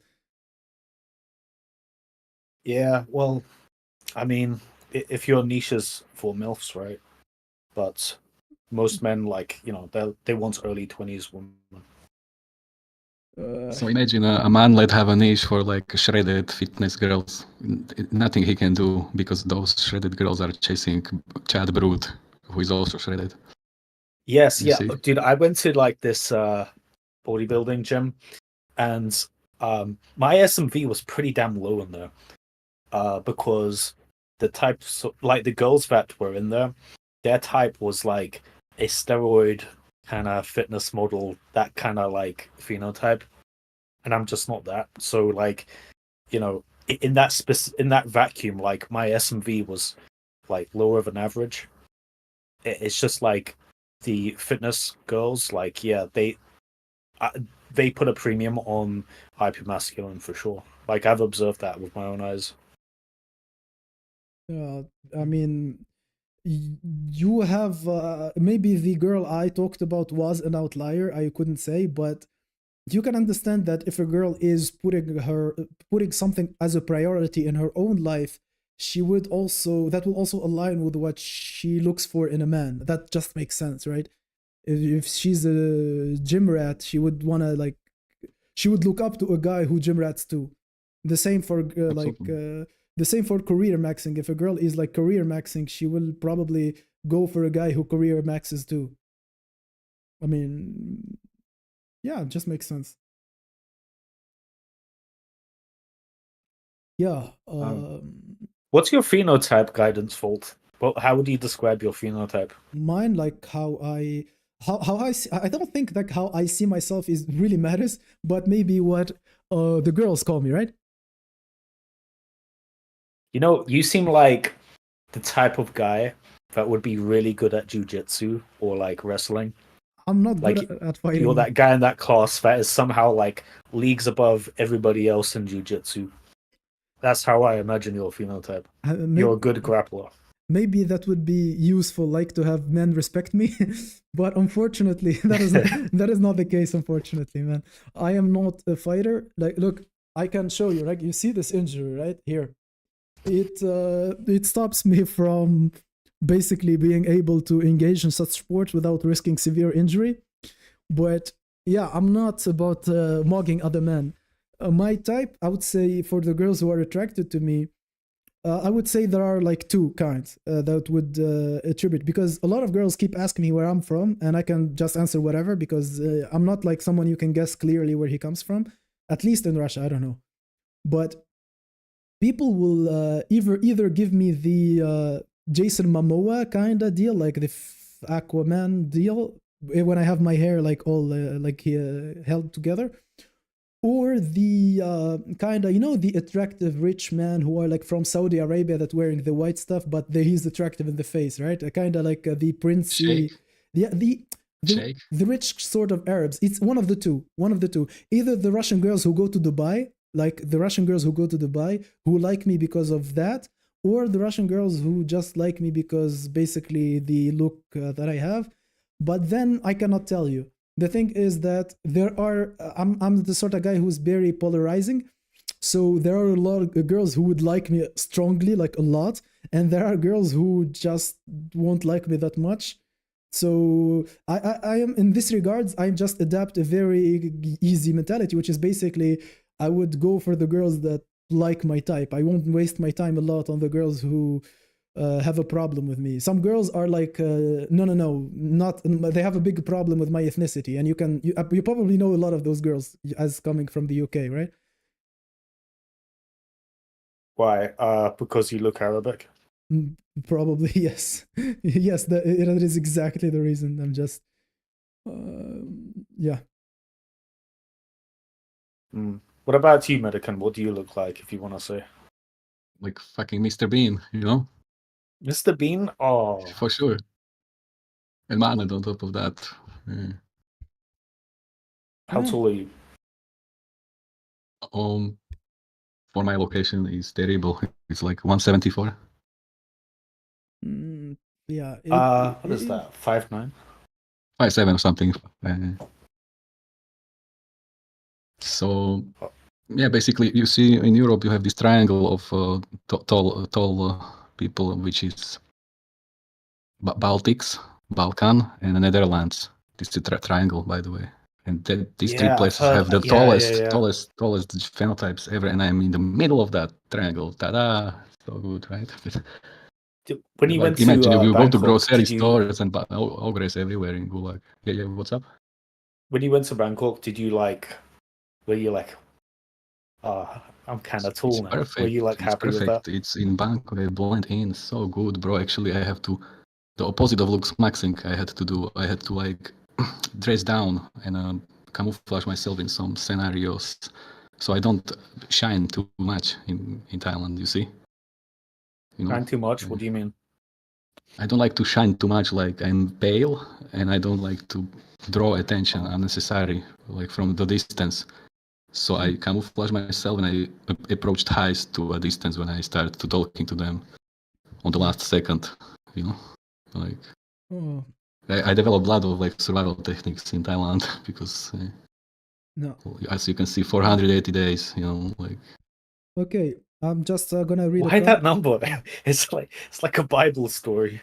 480 days in Thailand. Yeah, I'm thinking making a book about this. bro like had his life on hold before that, and then he lived for 480 days, and now it's over. For real, white voids didn't allow me to touch them for 10 years. I was in cell. In Gulag. So this and is I discovered basically, JBW, like insane, bro. Like, you know the plot of like Sword Art Online. Like this guy plugged himself in some virtual reality for 480 days and then came back to reality. Yeah. I'm going to. Yeah, there are a bunch of movies like that. They're Matrix knockoffs. Yeah. I'm gonna answer like just this from the comment. Greg said, "The guidance would you slay in Southern Europe?" You see, I need someone from Southern Europe to tell me, or I have to try for myself. I can just he would blend in. I can just tell you myself. I've got asked about this to Brazil, to Japan. I don't know. You might ask people from there. They might know better. What I can tell you is, in Russia, where I am, I have easier time with the white Russian girls than with the ethnic girls in Russia who are supposedly from a closer, like, let's say they have a Muslim culture, right? And I come from North Africa. You would think like it would be easier for me to go with a girl from Kazakhstan, Tajikistan, Uzbekistan, all these countries, right? But that's not true, because these girls are GBW maxing as hell. They only want white. Like for them, the 5 out of 10 white boy would be way better than me, because they want the fantasy of actually dating a white boy. Yes. And on top of that, they are gatekept, by the way, drastically. Yes. And that leads me to a question to aesthetics. Are you interested in your chances in Russia, actually? Like, dating-wise? I'm kind of curious. I wonder if, like, Russian girls would just see me as this useless twink, or would I have appeal there? I'm kind of curious. You want to blend in, because most Russians are also like almost blonde, so Yeah, I've been told I look Slavic, and I'm not. I'm you look like ethnically Ukraine. British. No, you would definitely blend in. Like, for example, the only. But that's bad. That's bad, because like then people will talk to me. They'll realize I can't speak Russian, and they'll just view me as some idiot. I don't see. You are lucky you don't. I don't see. No?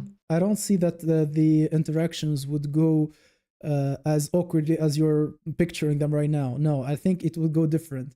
If, for example, I'm just like. Let's throw in just like any scenario, right? So you just can understand. So if we're walking on the street, like me and you walk on the street in Moscow, and we're speaking loudly in English, there will be like a group of girls who will be like trying to say stuff in English just to catch the attention, because it's not usual, right, to hear English on the street, like. And if I like to say strike the conversation, it happened that when I was with my cousin as his first game, he's also white, right? He's whitish. He's whiter than me. We would engage with girls in English. I know Russian, but I would just not mention that, and the whole interaction will just go in English. So if you are in a big city, the language barrier is like a little bit less relevant, but then your main language is English. That's the most spoken language on earth. Girls will actually be trying. Now, the biggest question would be here. How offended would you feel that if you were looked at as papers, as passport, like as women trying to passport max through you? How offended will that make you feel, right? That's a personal for you. Question. That's a personal for you. Offended, like I just wouldn't go along with that kind of relationship, or like I wouldn't I wouldn't take it to the next level. Okay, so I think I understood what the second one meant, and if that you are okay with, I mean you're not stupid enough to actually bring a girl over, right? But as long as you can dangle that promise in front of her, you can get away with a lot, because a lot of Russians stupidly, erroneously think that life is better someone else. I don't believe so. I am someone who can go anywhere I want. I can come to the UK tomorrow if I wanted, and I don't want that. I love where I am right now. So I have the perspective, right? But Russians don't. They think that since you are from the UK, there is some sort of superiority to you, and you can understand this like in Southeast Asia, because it would be like apparent, right? Like you would be confident, taller, more attractive than average. But in Russia, it would be crazy because you look like the Russian guys. You don't look very different.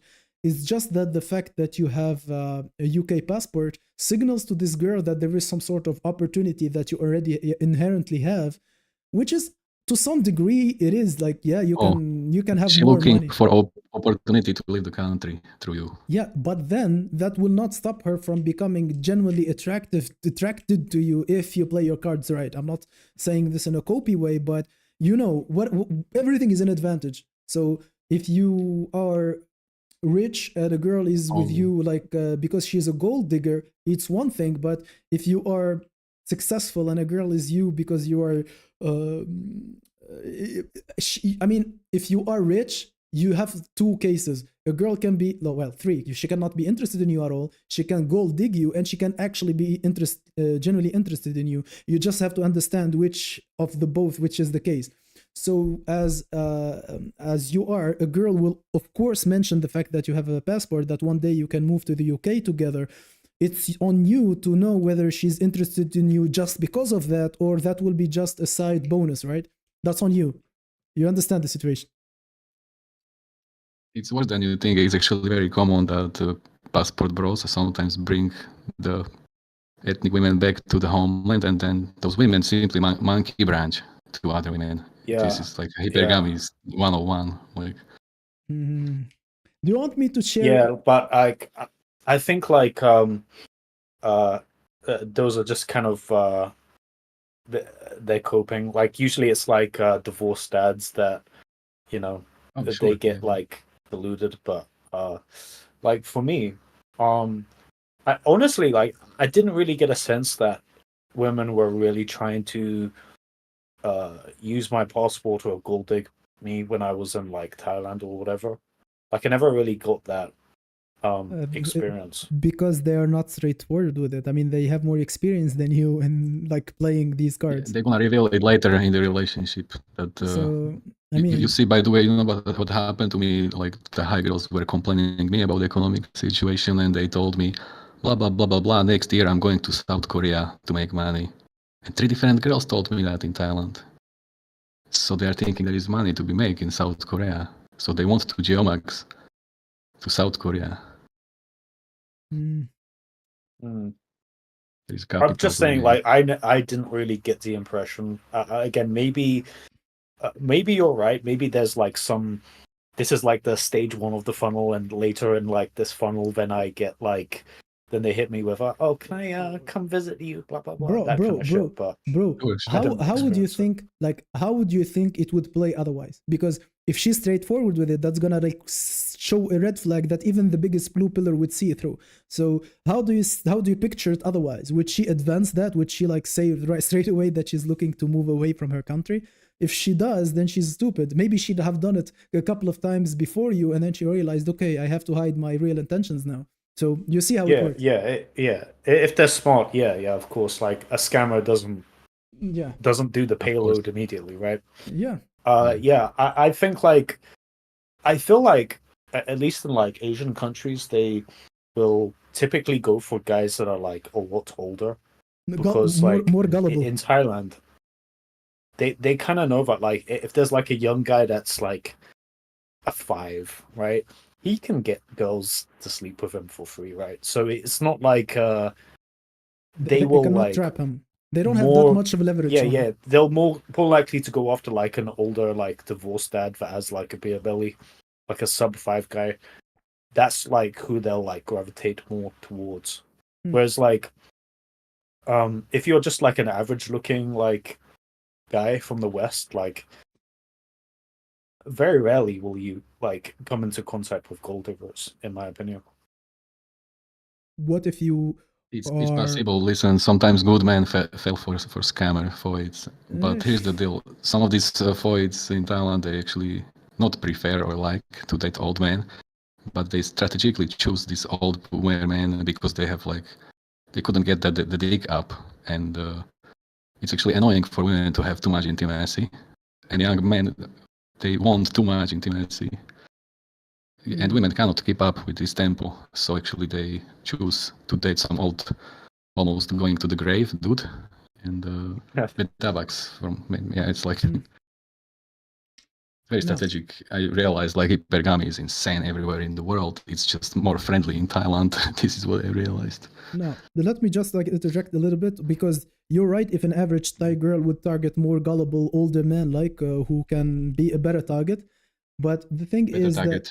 Yeah. that it might get into your head. For example, you are in the Thailand, right, and you have a significantly better life than what you had in the UK compared to options, choosing signals, and all that. Yes. Now it gets big in your head, and you get a Thai 8 out of 10. Like she's like she's gorgeous, right, and she speaks English and she's perfect. Now it's another game, so it's a whole other level. She's not gonna be the average Thai girl who would go for so that's like having, like, I am so attractive that I will get my ticket to Europe, and I will do it with a guy I find genuinely attractive too. So that can be the case.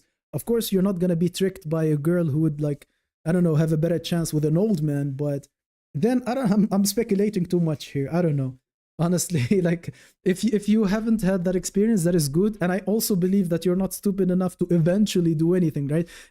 No matter what happens, you're not gonna invite a girl back to the UK, right? I mean, there is no point in that. So I think you're safe. My question to you would be like this, and I want you to be as honest as possible. I promise you, I do not get offended at all. What do you think my dating chances would be in the UK? I think you said you were 6'2", right? Yeah. I go 6'3", Yeah, you do better than 6'3" in the average. dating apps. In the dating apps? What, you Six- add like 6'3". your shoes onto that? Yeah, I mean, I'm 6 foot. I'm 6'2". So it's like a half lie. You're lying, but you have the plausible deniability where you say, "Oh, I thought you measure in with your shoes on." I can tell I actually you, think girls can tell. Girls can tell. Like, if a girl is 5 foot, I'm sorry, I'm bad with feet, right? If a girl is 165, 170, which would be 5'7" max, right?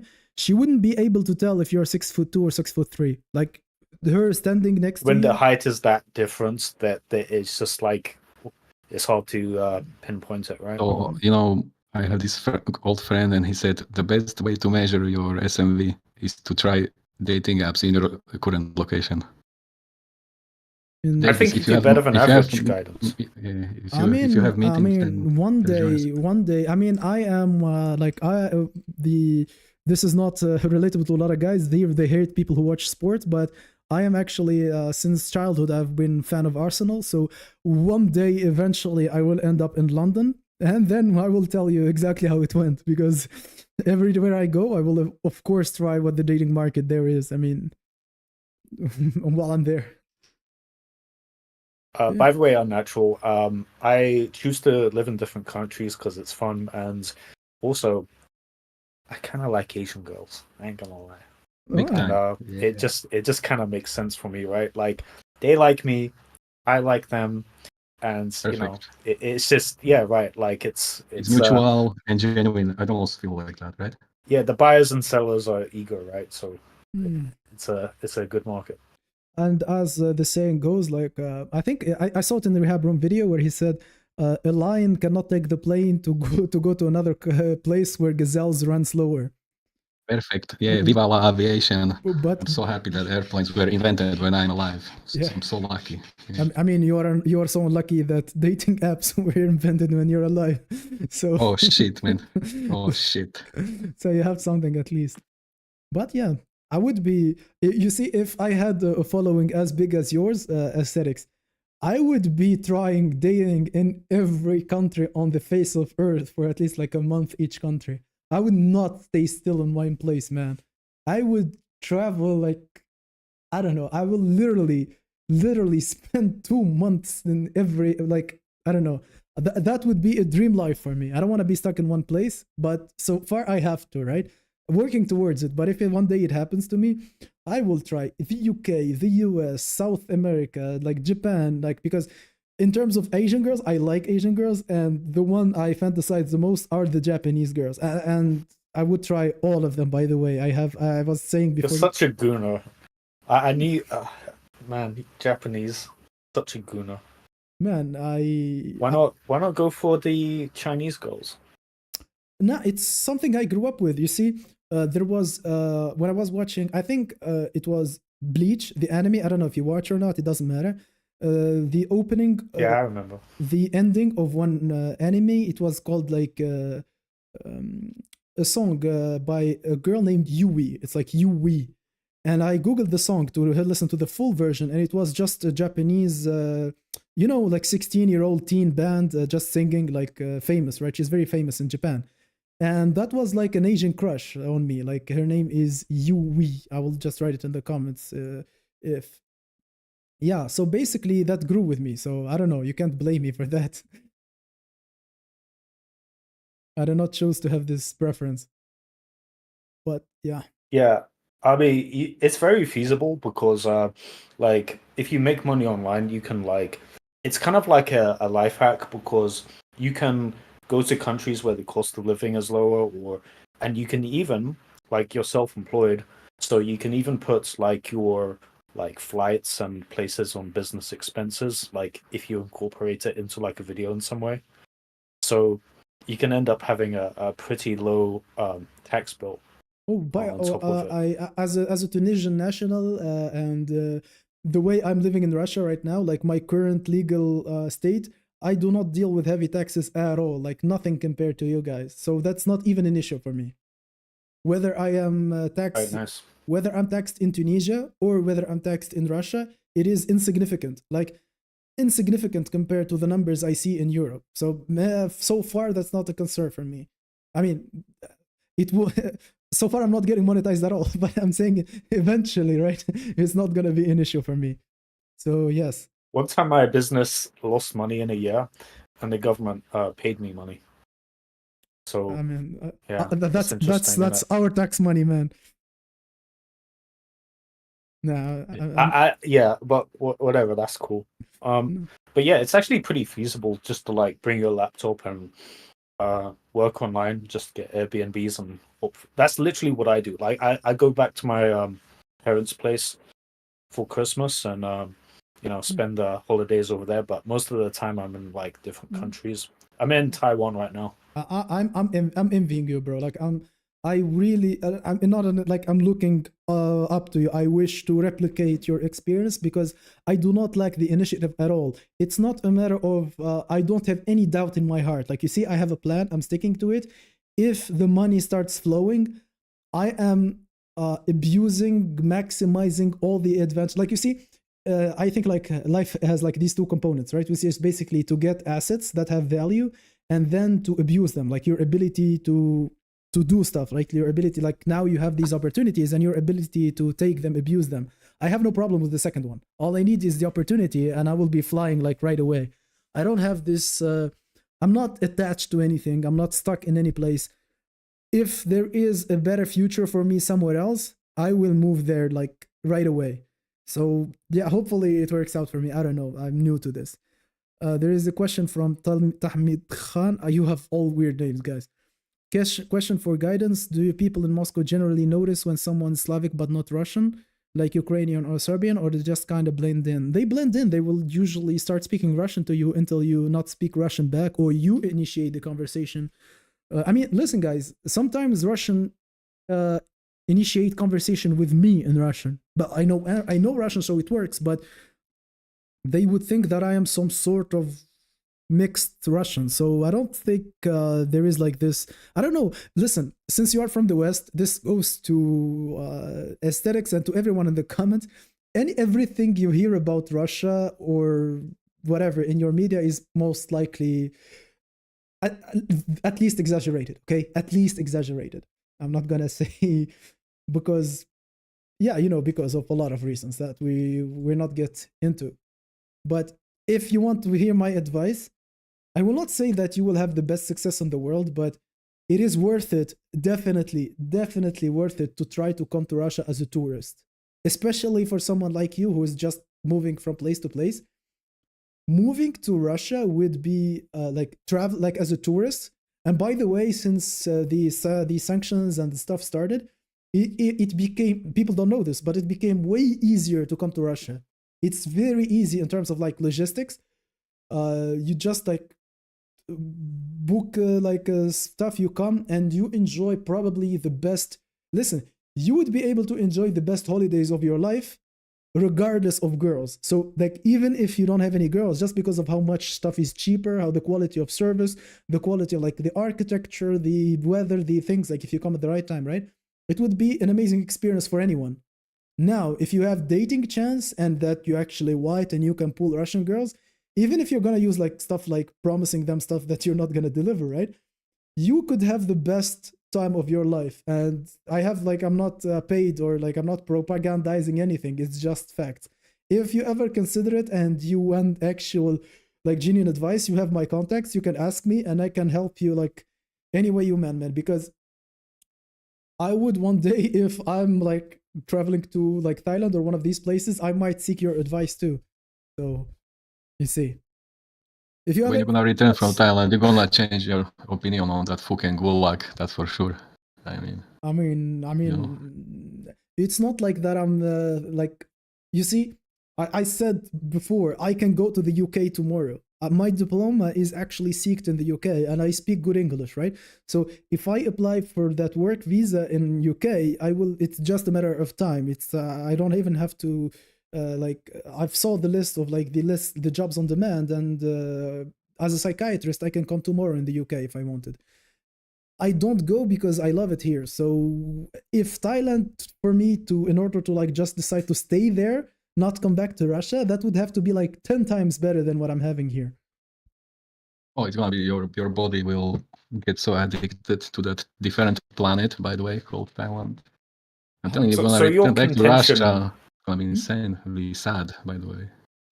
Your contention is that quality of life is pretty damn good in Russia compared to what like Western media portrays it as. Bro, it is. I can't like if we go through what I do in my day. I mean, and not only that, because I can just show you, for example, right? If I was someone who was like a cringy blogger, like who would show my life to everyone, you would realize that it is amazing on all points. And I have European friends who come like before the sanctions, like before all the trouble, I would meet, for example, people from France, and I will show them around. Since I speak French, right? It would be like just just chilling, like just I'm living in a hostel because I was not in Moscow. I would come to Moscow from another city. So I would be in Moscow and I would meet like some German, UK, French, girls, men, different groups of people, right? And I would tell them like, they will think that I'm a tourist there. I would tell them like, no, I'm actually a student. I live in Moscow. I was like, they don't get it at first because it's weird for them that someone goes to study in Russia, right? But then I show them around. Bro, everything is better. Transport is better. Restaurants are better. Nightlife is better. Day life is better. Parks are better. 40% of Moscow is the biggest city with like 40% green parkish, like, so 40% of Moscow is green. That number to other big cities, maybe this is not important to you, but I'm just saying, in all aspects, in terms of what you do in your day-to-day life, there is nothing that for example, as you are living in UK, you cannot believe that I can like just have quality fresh sushi ordered to me like in 15 minutes from where I live. Like, just, you will think that that stuff doesn't happen in Russia. Now, I would give it to you that this is not the whole country. This is the capital and the big city. Like, there are only 3 cities that have these standards. But then the same people who worked on these cities, like from the government, there is a separate entity that worked on growing Moscow, right? The same, they are now given project in other cities. So now slowly, surely, but very slowly, they're going to improve other cities. But then as an individual, like for yourself, you don't care about that because you're going to go to the best city available, in theory, right? Sure. So yeah, I mean, you're an interesting guy. So you're a psychiatrist, you speak French, you speak Russian, you're from Morocco, Tunisia originally. Tunisia, okay.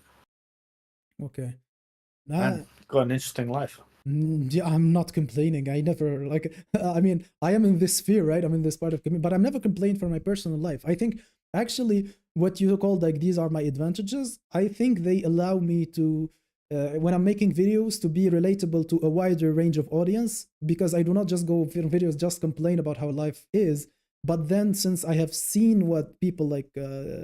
People who suffering like real mental illnesses, or myself when I had like post hair transplant, I had a period of time where I actually looked really bad. I have an array of people that I can be relatable to. But then, really, the way I live, like I don't want to show, I don't want to show from my window. I don't want to be that easy to dox, right? But this is my window. There's like these 2 restaurants working 24 hours that serve amazing food for like a couple of bucks, and I can just go in and order, let's say, myself some warm stuff. Next to them is my gym, so I go to gym by like 3 minutes by foot. Then there is a shop that is open 24 hours that literally sells everything with a like cheap price, and it's Eurospar. I think it's a German shop. I think it's available in Europe, right? And so where I am, all my physical needs are met. I play football 2 to 3 times a week in amazing stadiums. I can send you a picture on Instagram later, or like, because I only have them on my personal Instagram, but I can show you where I play football, and you would not even believe that it would be better than what is accessible to you as someone in London, for example, despite it being the country that promotes football, that is like the most important country in football, right? Even the fields are better. Like at the same time, it is incel capital, you know. Yeah, and then yes, the amount of people who are about to rope in Moscow, there are a lot. Like you can imagine. So yeah, but I don't think aesthetics will be one of them. So would you be slaying? I don't think so. Like, would you be like slaying right and left and like threesomes and foursomes? No. But for sure, you will go to a park and you're gonna spend the day with a random girl you met on the park. That's for sure.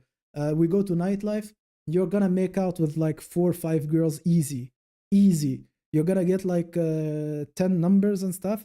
Then, and that being... Damn, I'm packing my bags.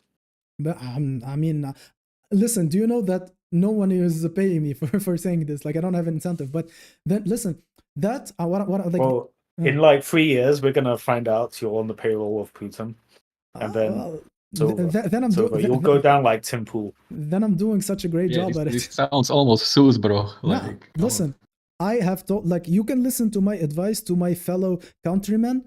If someone who is like shorter than average or something and asks me about Russia, I will tell them like, no way, bro, no way, don't come, don't even think about it. Like, please, bro, don't do this to yourself. Let's put aside the environment, like Russian Slavs. All the Slavs, we have reversed the demographic pyramid, which means there is a severe shortage of young females. And I don't understand. You are saying there is 10 girls on the playground waiting for aesthetics. Listen. But I can show you the shortage of females in Slavic places. And no, first of all, I do not base this on him just being like average, okay? He knows what he's doing, okay? So there is an advantage to that. I'm not talking to any random person. And that also, I'm gonna just hammer on the point. We are just using normal strategy. So we are a couple of friends hanging out, right? But if you've actually flex the number of subscribers you have on social media, like if you just happen to mention the fact that you're semi-famous, or if you just like take your phone and like start doing shit and people are joining, bro, you're like, okay, now you're wiping the floor. Like now you're like wiping it, right? Okay, but realistically, let's say you don't want to do that. You're not that kind of guy. You're not that flashy, okay? Not that much of a cringe lord, man. I never show my channel to girls that I date. Exactly.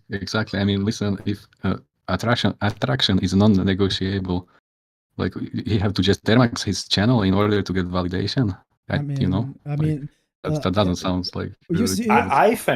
I think it's a bad idea to mix like whatever, like, well, we're kind of unique in that we're making like content on YouTube. I feel it's a bad idea to mix those two worlds with like dating and like bro, I did not say that. No, let me make it clear. I did not say like you're gonna show your girl your videos. No, I'm just saying if you play around the implication that you are semi-famous, you're not gonna show her what you're famous for. No, bro, you have to be smart about like how to use your advantages. So you have this advantage, but I'm saying how much you can drain from it without actually showing the downside. So if I am, I don't have that kind of following, right? But if I had, I wouldn't show the girl like the videos where I tell how I was cringy or how I was struggling at some point in my life. No, I'm just going to imply status and the confidence that come from it. So the fact that I mean, people do not have a big. Well, so if I say to a Russian girl that I'm a construction worker, she's not gonna give me a chance because I'm a piece of shit, right? In that case, I mean, why does she have to be Russian in this case? I mean, isn't that?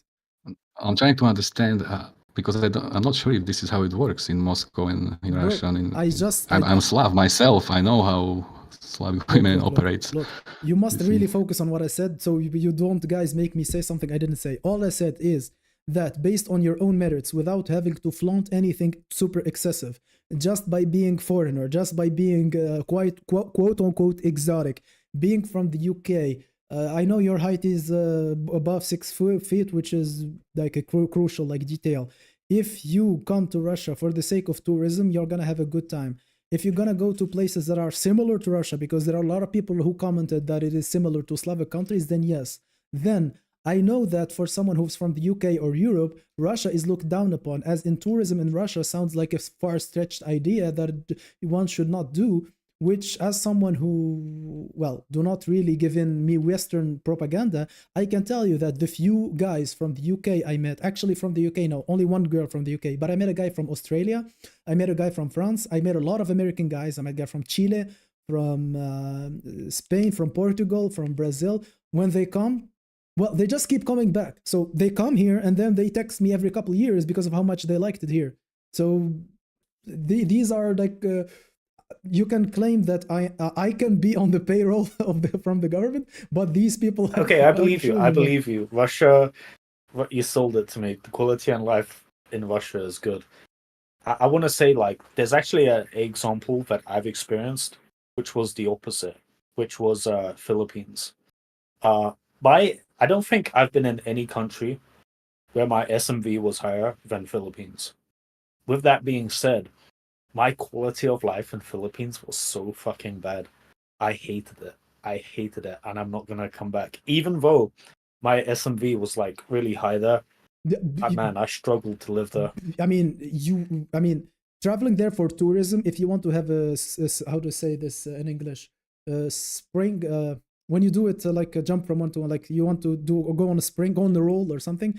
You go to 2 weeks in Philippines and you enjoy yourself and you go back. You don't care, like you live in a hotel or something.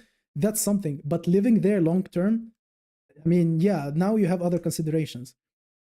So Philippines is so... it's not like how people imagine. It's like it's really bureaucratic. Really bureaucratic. It's worse than mainland China. Like they have like this really weird culture where people just don't leave you the fuck alone. Like, to go into like a shopping mall, they search my bag and ask me what my purpose is being in the mall, and like, do you have a permit for this or that? It's just like, I don't know, like, nobody's ever spoken about. They don't want to make you feel comfortable. There, but they are uncomfortable with you feeling comfortable. Is that a good way to say it? I don't know. No, this is not the case. This is security like reasons in that region. Yeah. Listen, I have people here in the server who went also to Philippines, and they also share similar problem. Basically, dating was super easy, by the way. Literally, girls wanted to stay overnight and stuff like that. But he complained about infrastructure and hygiene and smell. But yeah, friendly people. I mean, like, okay, I tell you this. No money. Right? I tell you this for sure. Aesthetics. I have lived in Russia almost like I'm in my 11th year, right? Never in those 11 years I have been stopped by the police. Never I have been controlled by the bus controllers. Never I have ever had any not even negative. Never I had any interactions with any security. Every time I talked to a policeman, because I was asking for something, like I went to the policeman and asked them something. So I know that the propaganda is like the police is going to beat the shit out of you from being like from the UK, where actually that is... So it's not this super strict police state, that it's actually pretty laissez-faire, you think? Do you know, there are... It is so safe, it is extremely safe that... how does it work? So there are policemen stationed everywhere. Everywhere there would be policemen, but there will be like background noise. They will not interact with anything. Like we can yell, we can like, some people can be drunk. They will just tell them like, hey, keep it down a bit. Like they do not interact with anything. They're just there for safety. So basically, even when they're not there, like even especially on that, specifically on that street, they're not there. You can find girls like walking like 4 a.m. like with the dresses and stuff calmly. No one is bothering them, right? It's safe everywhere. It's fine.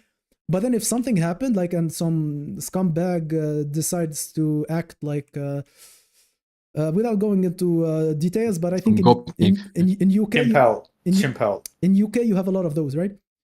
If someone acts off, like the police is intervening in like 5 seconds, and then the next 5 seconds they're gonna have him in a car, and then they take him to somewhere else, and he will never be seen again. So it's very efficient. Bad. But as someone who is not bothering anyone, which is my case, I do not feel bothered at all. Actually, I never felt for my safety at all. But then you see, I have also another advantage, which is if I meet Russians, then I speak Russian, I'm fine. And if I meet some people who are like Chechen or some other like ethnicity in Russia, I'll be like, "Salaam alaikum, brother. We are together in this," right? So I blend in these two groups well. But I'm telling you that if you ask any random Russian person, there are not safety concerns at all compared to. I mean, I do not feel like maybe in the airport, like, okay, in the airport security, as someone who's coming from Tunisia, I may have a hard time, okay? You're from the UK, you come in the airport, you show your passport, your visa, you get in, okay? Maybe I have to answer half an hour of questioning, like stuff. But that happened like when first. Now I have 10 years in Russia, all I have to tell them is like, I have studied here. And they tell me like, oh, okay, go in. So that would be like the airport, right? Which is, I think, normal to have security in the airport. But in the city, no. But then, to everyone who's listening to this and think like this is to them, let me tell you something, brothers. I'm sorry, but I have to be real with you, right? This happened when I was with my Russian friend's birthday. He invited me to a club. So I was in this club, and I met a guy who was looking at a mirror and cursing in Arabic. So in the bathroom, he was cursing in Arabic to the mirror. So, you know, I was thinking, like, should I avoid him? Should I not? Then so like, yeah, what the hell? Like, yes. The answer is yes. Avoid him. Nah, I mean, I'm not like, I'm not kind of. He was not that scary. He's younger than me. Like, he was like 20 something. Or anyway, I was like, hey, is everything fine? He was like, yeah, you're. But he's just established that I'm. Why are you getting involved? He just established. And a deranged man is swearing in front of a mirror. Not how to say this? Not aggressively, but in a depressive way. Maybe I portrayed the wrong image, like a sad way, not aggressive way. Like, so I told him like, you're fine, bro. He said like, yeah, I'm from Algeria. So this guy he's tall, he's not bad looking, but he has severe acne and he's ethnic, so he's off game, right? He cannot do anything. And then I did not interact with him well. But then he asked me a question.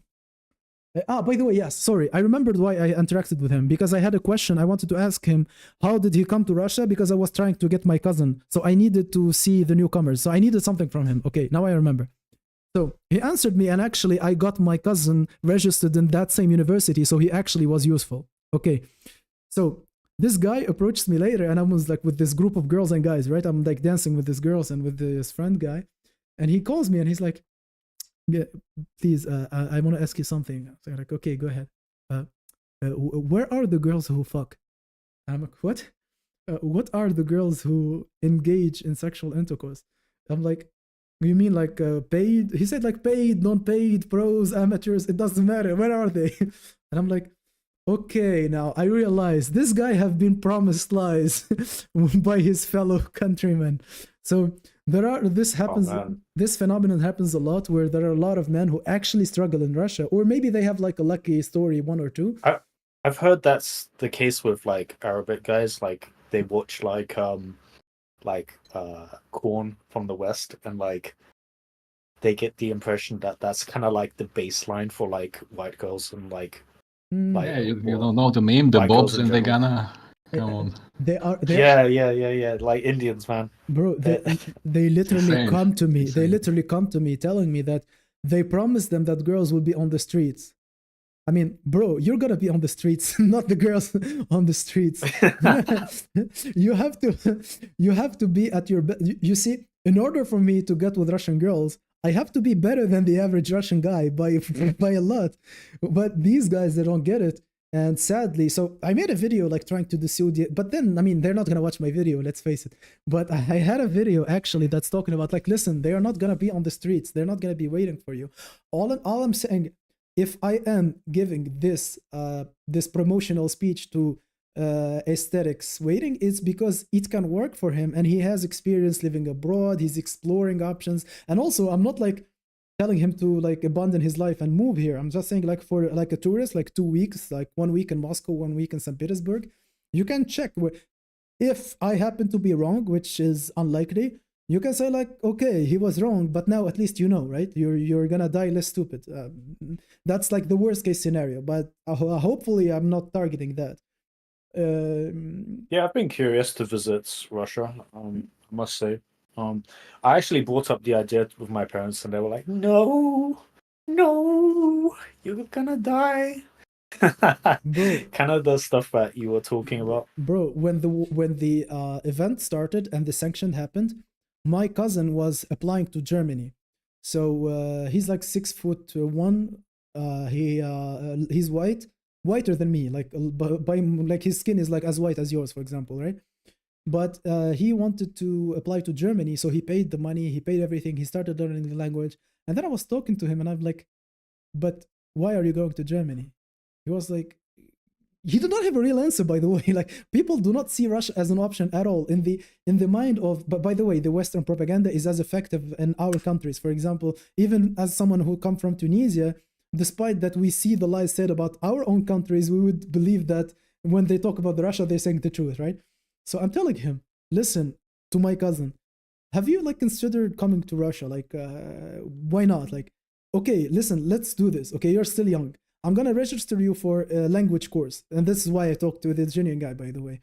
So this is a language course. You just come for 1 year to learn Russian. Okay, that's it. You just come to Russia, learn the language for 1 year. If you don't like it, please go to Germany. I'm not asking you anything. You're my cousin. I want the best what is for you. What's for you, okay? Then he started asking a lot of questions about Russia. His parents were scared shitless, man. His parents were like, "What? No way! This is a country that is in war." I'm like, okay. First of all, do you realize that legally speaking, the United States is in war like in 8 or 10 countries simultaneously right now, right? Do you realize that it's not happening on Russian soil? It's like their life here is normal. We're not affected by this.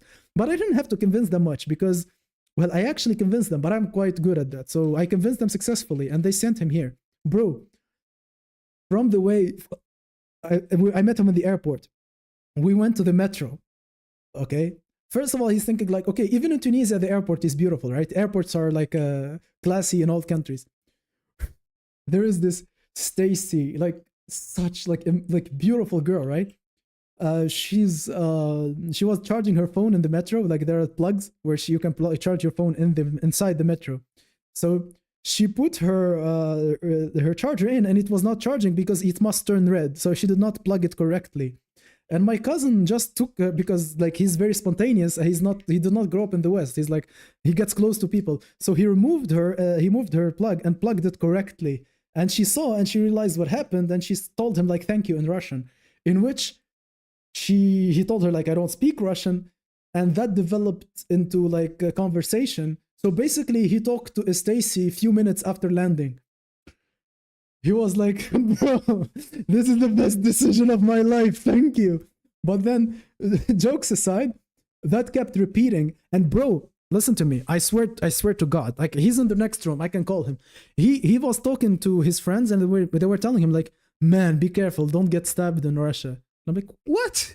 Like, bro, we're in Tunisia. Like, you have a high chance of getting stabbed there, like in Tunisia, than in Russia. What are you concerned about? I mean, I would argue as like the knife crime in France and UK is like pretty. Anyway, so they were like, meme. I mean, yeah, they were really concerned. And then he went out and we were playing ping pong, you know, like the table tennis in the street. And people were asking him, "Where are you from? Oh, you're so interesting," and stuff. And he was making friends left and right. And in the gym, he was meeting people. Listen, he doesn't speak Russian, and he already has job opportunities for him when he finally mastered the language. And he's like around my SMV. He's not like higher than me at all. So I don't know where, like, I mean, listen, if that keeps Westerns from invading Russia, then maybe I'm happy about it. I'm just giving you this advice like individually. But honestly, if you think Russia is very underrated, just in like quality of life, yeah, I get it. I get it. It is. If you have any questions, anything that could be like interesting to you or to the people's watching, I will answer you. Like, go ahead. But I'm just telling you, like, in a nutshell, and I'm pretty sure, like, following this logic, so you just believe me. Following this logic, I don't think it's just Russia. I think there are a lot of underplays. For example, following this logic, I think that quality in life in China is way, way better than what I imagine it, just because I have been listening to media in English. I think you can have a great life I in used China. to live in China, bro. China's yeah, it's like it's a bit different now in terms of like perception, but when I was in China during like the 2010s, man, it was like the thing that struck me was how quickly giant buildings were built. Like I would go to like my girlfriend's like hometown to like see her parents and shit.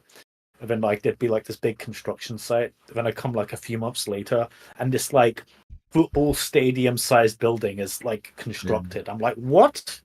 In UK, like this would be like a decade long project. How the fuck are you this good at construction? And like that is like really when, and even like going into like tier 2 cities in China, they're so good. They're so high quality. Everything's new. Everything's like flashy. Yes, it's And this highly isn't the hyper modernized, and 2010s. they build so much railroad. By the way, they can go to the moon and back with that distance of railroads they did. By the way, Is that the you see this development everywhere in the Asia, because West is fucking stagnating hardcore. By the way, that swamp when I briefly West lived is like in resting on Thailand. its By the way, laurels. I literally briefly lived in a swamp in a tent. And in a couple of weeks I lived there, a couple of 7-Elevens were built up and starting operational around that swamp. Literally, grocery stores popping up within a few weeks. Literally huge buildings and get operational, and everything is running perfect. You know how it is in Thailand. Business every 5 meters, all the items, abundance, right? So yeah, but the here in West is Slavic lands, resting on total its laurels. stagnation. We have such problems in Slavic country. They cannot build a fucking road in 40 years. They cannot finish a road, bro. Bro, we can learn a lot you from have the like Chinese, skyscrapers. man. Can you We got a lot to learn from each other. So of course, they are so based. I mean, I want to ask you guys: do you have the stream on? I'm gonna just hide my face here a little bit. Do you have? You can check the screen, right? Like you can watch, right? You can see what I have here on YouTube. oh man, don't send Medican to Gulag. Oh no. Okay, let's go. Let's do this. No, you see, I want to just show the place where I told you where I was the shortest in the bathroom. It is actually this place. The guy who showed me was American. He actually happened to be in. I met an American guy who knew this place, and he brought me to this place. Basically, now it's like empty. This would be like a weekday, but I'm just gonna go to the outside. When you see this, bro, if I don't tell you, right, it doesn't come to mind that this is Russia, right? Right. You wouldn't think that. Well, I can tell you that this is the whole city. The whole city is like this. This isn't a specific place. Like I drew like random videos. Like these are all different streets. You see, this is another one. Okay, this is another one, and they are all. I know all these streets. I have been in all these streets, and they are far away from each other. These are different districts. These are like I don't know. Like okay, like I think I made my point, but then I think that the China, like you have a real version, like you have a real you have seen China, right? And I don't. The thing is that I think in my mind, how I think about it right now, I think it is a certain way that I'm pretty sure that if I go to China, I will guess like, okay, I have been tricked. That's what I wanted to say. So you have been what? Tricked? I have been believing something wrong about China. I have been like, I would. Big time. Yeah, like for example, this is the analogy. All the boys that did in geomax, they are like, imagine a beard that was born in a colorblind cage, and he never seen color in his life before. So he can't tell you what colors are, you see? So basically, another analogy, before I see Max, I was thinking Thailand is some kind of dangerous, filthy, stinky place. Backwards, stuck in the past, or I swallow all the propaganda against Asia. Yeah. But when I get there, everything was the other way around. Everything was super modernized and clean. Weed is legalized. It's insane, but it's best place on the planet, basically. Bro, I think aesthetics went to make his bags up. you want to prepare his bags. Yeah. So yeah, this is the difference. I'm saying, yeah, you were tricked. You will feel tricked by the guidance when you come back from Asia. The best to Europe. The best way is first-hand experience, and the second best way is like when you tell me, for example, like I will believe you more than the media. So if you tell me that it is worth for me to go to Thailand, bro, I promise you this. I will go to Thailand as soon as I start making money on YouTube. Just to see, I will just travel to Thailand, see what it is, because I am that kind of person. I would want to explore. So if guys like you or aesthetics tell me like, hey, you should check out China, you should check out Thailand or whatever, I will definitely do it. I'm so open to this. I mean, bro, I don't want to live like I give example. There's another YouTuber who is very short, and he went to Argentina. By the way, he's American, probably Asian, partially, I guess. And he went to Argentina, and he said it was perfect, and the locals loved him. And apparently, South Americans are like obsessed with K-pop, and apparently they wanted to take pictures with him, out of interactions. You see, interactions are leading to some kind of opportunities in dating, like, you know what I'm saying? I love the Latin countries are interesting because it's one of like the places that geomaxers go. It's like passport bros. There's like Latin countries. And well, logistically, I keep saying that South America is good for North Americans sales, and Asia is probably good for Euro sales. So, you know. I think another, like, if you're gonna do this like as traveling, like as a tourist for a few months, that's one thing. If you're looking for like some long-term stuff, I think, for example, you need to have other areas. For example, if you, my favorite like cuisine, quality of life. Yeah, my favorite cuisine is Mexican cuisine. I love Mexican cuisine so much, man. This is my favorite food, right? So let's say if I'm moving to Mexico because my SMV for some reason works better there, and I have other aspects. I know for Argentina, I like the meat. I love like also the Spanish language. I would be comfortable like easily. It would be easy for me to learn Spanish and join the culture. I think that would be Why great. is Mexican food so good? It's so good. I think like it's the easiest food to bulk on. Like if you are bulking, Mexican food is sadly, I mean, it's too easy. You'll just get fat. Sadly, in Russia, it is not that available because it is quite niche. Like, for example, we have other cuisines that are more prevalent. So a Mexican restaurant would be quite expensive. You see, it's not like you don't find one in each corner. So yeah, the supply and demand would make the cost go up. Yes, but then, man, sometimes I just cook it myself. It is not that complicated, but I would make like a huge like chili stuff or like make a huge guacamole, and then I think it can hold me for a week, and then I finish it in a couple of days. It is so amazing. Like, but then of course I'm not gonna cook authentic one, but I'm just mentioning it is literally my favorite cuisine, and I wouldn't want to be. For example, if the best country for me in terms of girls was very, very hard to live in, I would go for the second one because, man, I mean, why would you want to be uncomfortable? Honestly. The opposite is also true. Speaking about... Yeah, go ahead. Speaking about perceptions being incorrect, like, you know, do you guys know much about plastic surgery and like the... like, are you in that? In what regards? I mean, we know too much. We know more than we should. That's the problem. Yeah, but okay. What's your question? In what regards? There's like this stigma on like plastic surgery in Thailand. It's like got this perception of being like this third world country, but the plastic surgery quality in Thailand is equivalent to South Korea, but like 20% the cost. It's so underrated for cosmetic surgeries. Almost half the cost, by the way, Les. Bro, getting boobs done in Thailand is just $2,000, okay. But in Korea it's gonna cost you $10,000. So how do it's good. Do you know, you started your sentence with the perspective point? Do you know why it's very important? Because the kind of for example, Brazil for BBL, Korea for eye surgery stuff, Turkey for hair transplant. Do you know how these things came to like to just mouth of word? Like, of course they are having like some marketing some marketing Yes.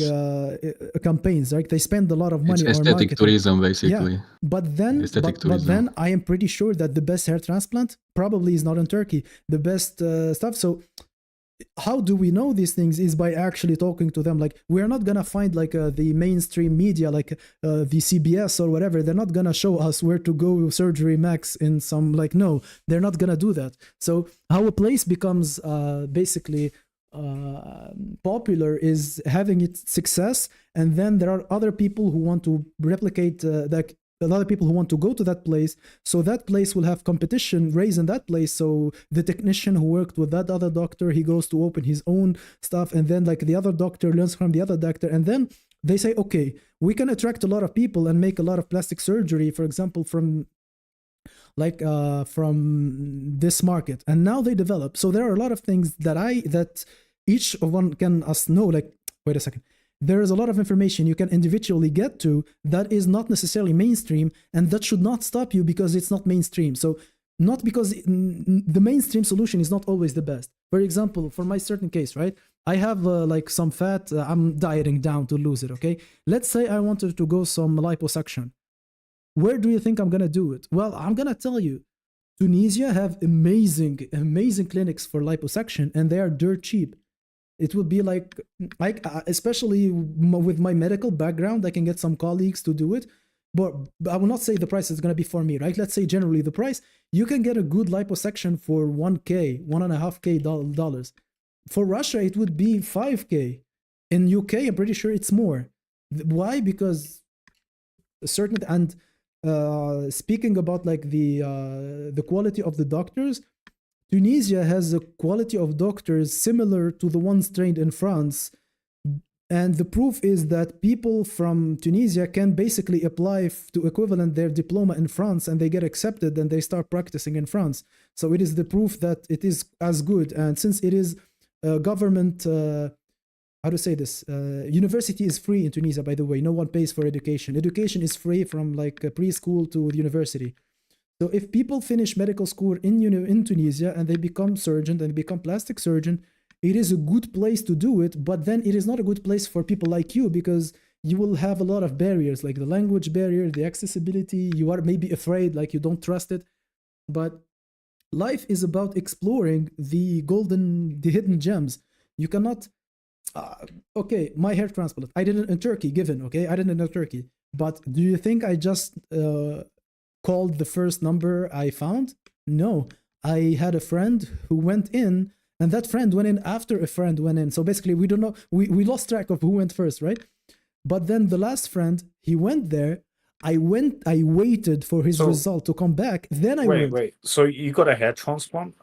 Yeah, isn't it like I have my most famous video on YouTube is like probably my most watched video probably is about my hair transplant guide. I have a whole guide from start. Like I have an A to Z guide. The fact that I didn't know is a good sign, isn't it? Yeah, and I'm pulling my hair back. You can see.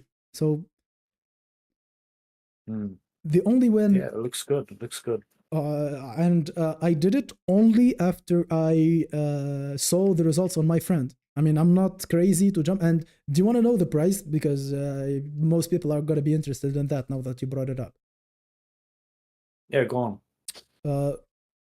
If we exclude like, the hotel and the trips to the car where they meet you, like all the extra stuff was 300 euros, and the operation itself was 800. For how many grafts? Only like very few. No? I have done the total of 4,500 grafts.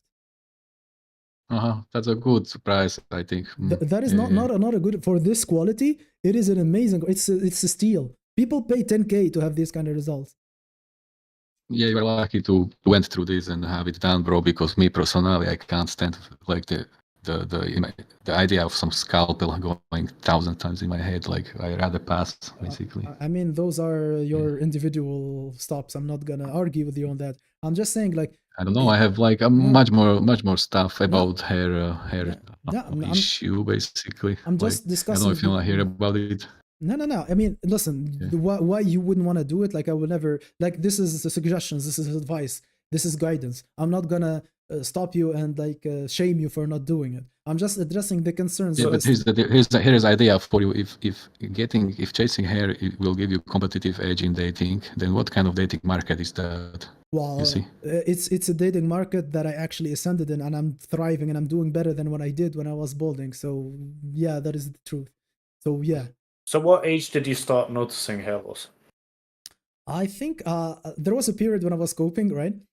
My friend was telling me that my hair is thinning, but I was denying it because my father, for example, like even in his 50s, his hair was like just receded. I was not black pill enough to have the eye to spot these things, but then I was like, okay, I was starting to worry as like this part was getting in, right? I had the male pattern, right? So it was going in, and I was like yes. a little bit like starting to worry. Then like I did, and then I decided already to make a hair transplant. It was just a question of like eventually, right? I already talked to the clinic, I saw my friend's result, and I made the decision, right?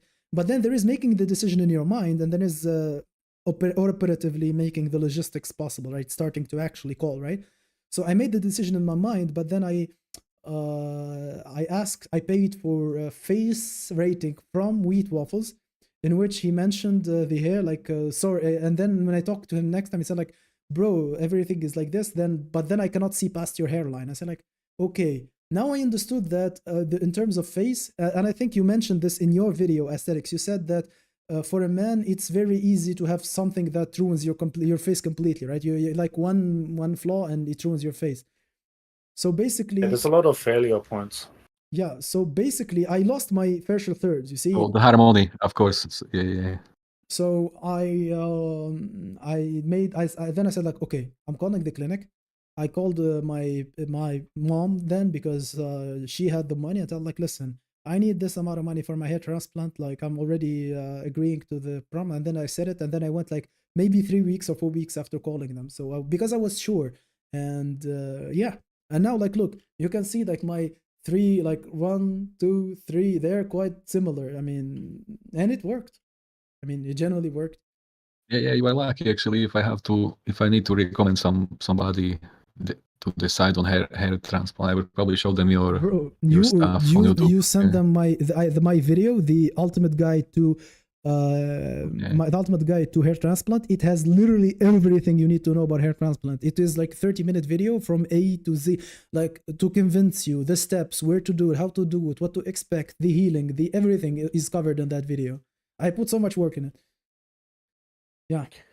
But listen, I just wanted to finish something. I got interrupted. Your concerns about like a surgery, if you find something that in a place that you were not expecting, like you went to Thailand and you found it cheap, I mean, if the objective reasoning, like the studying medicine is cheaper, it's not that complicated of a surgery. Maybe America or UK, they overcharge because of a lot of other things, right? Maybe in UK, studying medicine costs a lot, and then the doctor has to factor in his debt in when he's like operating on you. Like you have a lot of concerns, but if it makes sense, then you should not worry. I mean, sometimes they say since when it sounds too perfect because maybe it is, but sometimes it's just a better deal. I mean, yeah, sometimes it just is. You just have to trust your own research, but then do it research. I also think hair transplants is like one cosmetic procedure that doesn't really have a high downside portfolio. Like, what does it mean to get a botched hair transplant? It's just a bit patchy, and then you can resolve that later.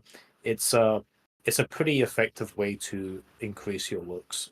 If you're getting a cosmetic surgery, I think that's pretty damn good.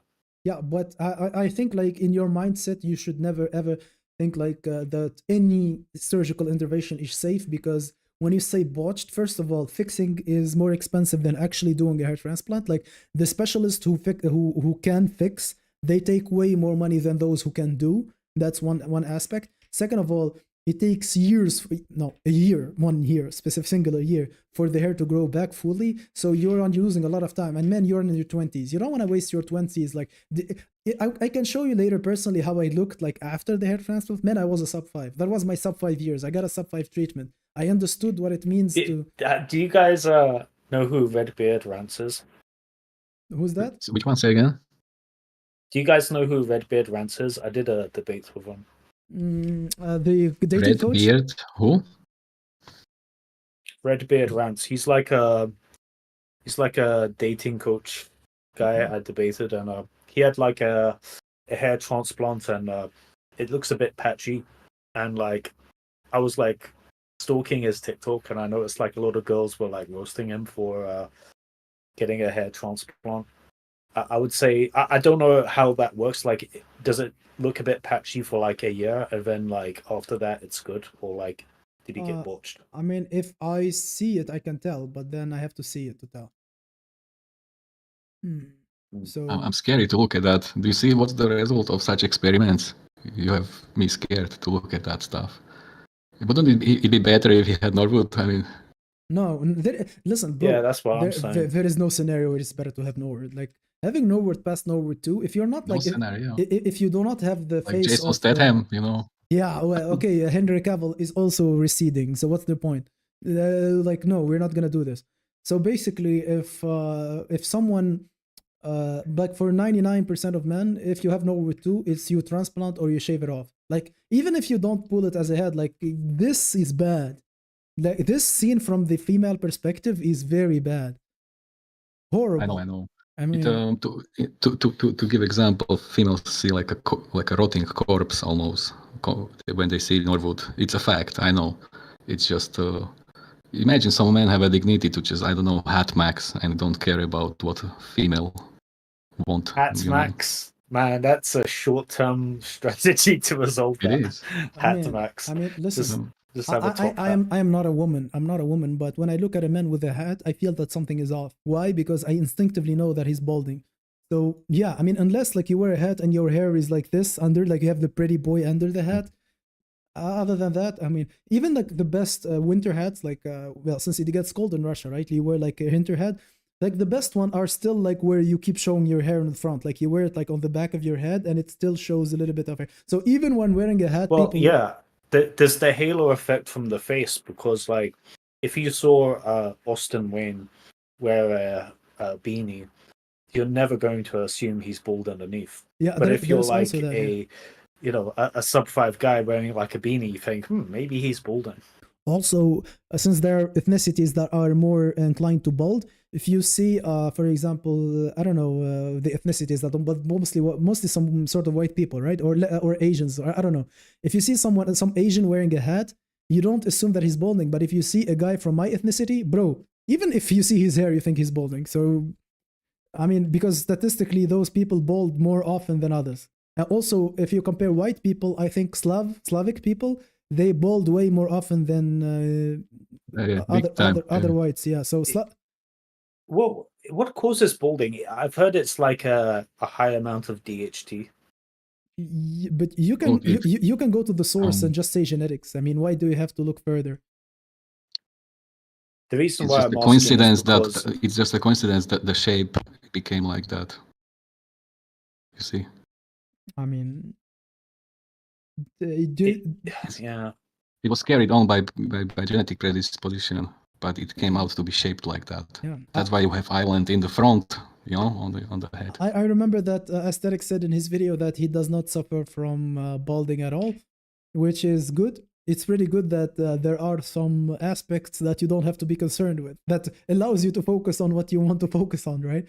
I mean, for example, I don't have... Well, hold on. Yeah, if I was balding, I'd just get a hair transplant. I think like if you're going to go down like the cosmetic surgery route, and if you're going to hard max, then you should start with like the low hanging fruit. And if you're a balding guy, then a hair transplant is a bit of a no-brainer for like increasing your such like it's slanging so low it gets in your mouth like this, like you don't have to use hands. Like yeah, it is so low. The hair is basically on the floor. Yeah.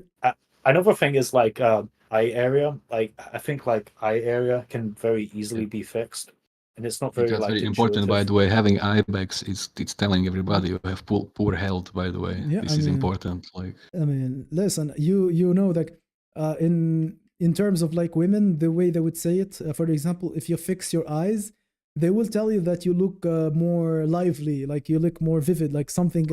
They cannot tell exactly what happened, but they just feel that you have more energy suddenly without any explanation. So yeah, I mean, I'm against. But here's the thing, like, there's like people in like looksmaxing that like swear, oh, it's the hardest place to like fix, like the eye area. I'm like, no, I disagree. I think it's one of the easiest places to fix in terms of like the invasiveness of the surgery, like the cost, like the recovery. Like the thing that's hard to change is jaw. That's the thing that if you want to get like a jawline and you have like a narrowing lower third, man, that's tough to resolve. That's like I can a tell big you, project. I can, if you're interested, I can give like the reasoning on why I think is the case. But basically, like when you study medicine, the fact that the eye and the eye area is studied as something on its own, like people would study the eye, like we have a specialty for the eye, right? We also have a study for the jaw, like the musculofacial doctor. But then this specialty came later, is less common than ophthalmology because uh, everyone needs eye doctors, and the eye doctor will definitely have more patients. So if you look at it from that perspective, you can know like which specialties are studied more than others. There's also like the fact that some places in the body are in more dangerous, right, in more precarious positions. For example, if you want to fix something here, that's of course more dangerous than something more peripheral, for example, right? But then if you look by specialty, what is the easiest thing to fix? What is the easiest thing to fix? It is the thing that has been a standalone specialty, which is teeth. We have like dentists that are separate from doctors, making it, they have a lot of research, a lot of things to invest in teeth, even though they take a lot of money, right? They take a lot of money, especially in UK, right? But then everything is fixable for real. There are no set of teeth that are unfixable. Do you see how developed and how advanced teeth fixing is?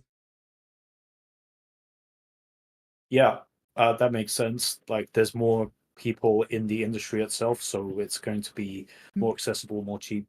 But also, the eye area is like it's a very tiny like bit of like the face. It's like a little bit of muscle, a little bit of bone, a little bit of fat, and you just gotta like change the variables a bit, and like you can have a better eye area. And that's something that's like not very intuitive. Like it's something that people think is like almost impossible to fix, and it's actually one of the most fixable parts of your face. Well, I do not have that belief, but then I understand, first of all, what you're saying. But then if I pick something that, let's say, is not your area of expertise, because, well, you never had to care, but you never talk about hair transplants in your videos because, well, it does not speak to you that much, right? But I'm pretty sure that there are a lot of your viewers that will have a big problem, like considering hair transplant. You said, like, if I was balding, I'd do a hair transplant. Okay, but you are advanced in terms of being a pragmatic, of actually doing what needs to be done. Like, you are superior, you have a superior path to action than the average. But your viewers, they will even hesitate on hair transplant. So you're wondering, why would your viewers say a lot of negative things about eye area? I'm telling you, they would do the same with hair transplant. Your audience will think like too much for too long before having a hair transplant. So this, I think, is the same thing with eyes or whatever. Yeah, I can see that. It is universal. But I do think like hair transplants are more normalized. The eye area, it either make you or break you. You know? Yeah, but do you know, like, the concern that I would argue would be bigger? Like, if you have a hair transplant, people who know you will tell, as opposed to eye surgery. But then if the surgery is big, they can also tell. So that's the same concern. But the person who did, if you pick a person, like for me, I am a person who did a hair transplant. I had no problem doing a hair transplant. I don't have a problem doing an eye surgery too if I needed one. So I think like it's the same person, like the same kind of person who very risky. You know that it's very invasive into it, sensitive areas. You can end up like that dude in the rehab video. That not every surgery. The guy who that rehab room talked about, he had four interventions in one, and he did not do his research well. I'm telling you, if he did them like 1 by 1, 2 by 2. Textbook case of body dysmorphia with that dude. Also, it's so sad. Like, also, I can tell you Yeah, this, go like ahead. I can tell you this as a doctor, there is a huge responsibility on the patient, because if you're gonna fight your doctor into unrealistic results, then of course Exactly. you're gonna risk Expectations. botching. So if you go to your doctor and Yeah. you'll be like, listen, I want to have the eyes of I don't know, give me a model, I forgot their names, but anyway, you get the point. If you show him a picture, right, I want to look like this Giga Chad. Nick, no, that's not gonna happen. But a lot of people would go in like that. But if you see, for example, I have attended eye surgery myself on children, right? So they were fixing. Remind me, aesthetics. How would you call it in English? The condition where the eyes are not looking. One eye is like off. Weak eye or somehow. Cross-eyed. Cross-eyed, yeah. So I witnessed like these operations, okay, on children in like real time. I was in the clinic and I actually went in the operating room. I mean, they are manipulating muscles and they're cutting them, reattaching them, stuff like this. And it's like, okay, this is totally done for, this could easily be done for aesthetic purposes. I mean, I don't see a big difference. And they're doing them on children daily. Like they would go like through 30 child a day. Crazy. Like in the operating room, they will be doing them like more faster than haircuts. Bro, it was crazy. Okay, maybe I'm exaggerating a bit, but you see my point. No. Listen, there is commercial surgery. There is like a traumatic surgery, emergency, whatever. Check it out. I was walking in the city 10 years ago here in Gulag, and there was this huge billboard about a surgery clinic. And you know what the motto was saying? The huge motto, like a scalpel going into like a breast, and there was this huge motto. Aesthetic surgery is a form of art. I mean, literally. I mean, no, but actually, the fact that you said breast reminded me of something that you can find very interesting aesthetics, by the way. If you want to find the mental block that causes people to fear surgery, I have a very good angle for you to attack it. I want you to analyze how easy it is for women to do so. Like the fact that the problem is with men, it's not with women. You don't have a hard time convincing women. You don't have a hard time to convince women to actually go through the knife. You see? Exactly. By the way, actually, girls would love to actually voluntarily go through these procedures, but people like me, I'm actually scared of I want to knives ask and you, blood like, and think shit. why. Like, think why. I want to ask, like, think why it is. Why are you scared? Disgusting, bro. What the fuck? Do you mean like you're scared of like the operation itself? You mean? Like no, like cutting flesh and stuff like that. That's I can't stand that shit. Basically, Yeah, but the thing is, I'm not. Result can look awesome, but come on, the procedure is like gore, bro. Look, I am not fan of the gore. I hate the gore, but what I hate most is how I love the gore in video games, but in real life, it's disgusting. What I hate more is how girls treat me when I don't look right. So between these two evils, I pick the gore, man, every day. It's like a taxation that you have to go through. Like, it's kind of brutal. Like I've had like 2 cosmetic surgeries in my life, and both of them I was awake for. They just put me in like I have like anesthesia, but I'm still awake. And it does hurt, man. Ooh, fuck. Yeah. I mean, okay. Now, if I ask you this, do you regret it? Would you go back to how you looked before? Hell no. It was worth it. Yeah, it was worth it 100%. 1,000,000% worth it. Like, probably, bro. I'm telling you. That would be the best decision you have made in your life. More important than making YouTube or becoming like a guy who can make money online or something. Your surgeries have been the best best decisions you have made in your life. And I don't know you personally, but I see you and I'm proud of you. That's something that I see a lot of men pussy about, and there are a lot of men who have a better starting position than you, who are in a worse current position than you just because they're scared. And good for you, like less competition, like literally.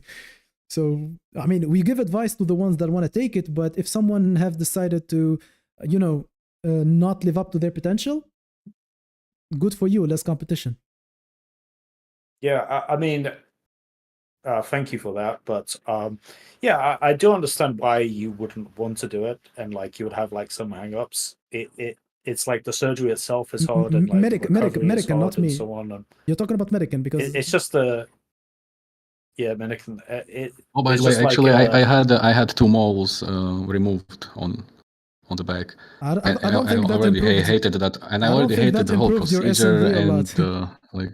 I don't No, think this your was SMV... actually emergencies. It was actually life-threatening shit, and this is like I have aversion against like hospital culture and scalpels and blood and doctors and nurses, bro. All this lore is like I am like cringing so hard. You see what I mean? Did you have like a bad experience at a doctor's when you were like a kid? Or something? Yeah, he was an asshole. Like although that lore is weird and like come on, I don't want to go to hospital to like get validation from foids because of the result of a surgery. You see, like.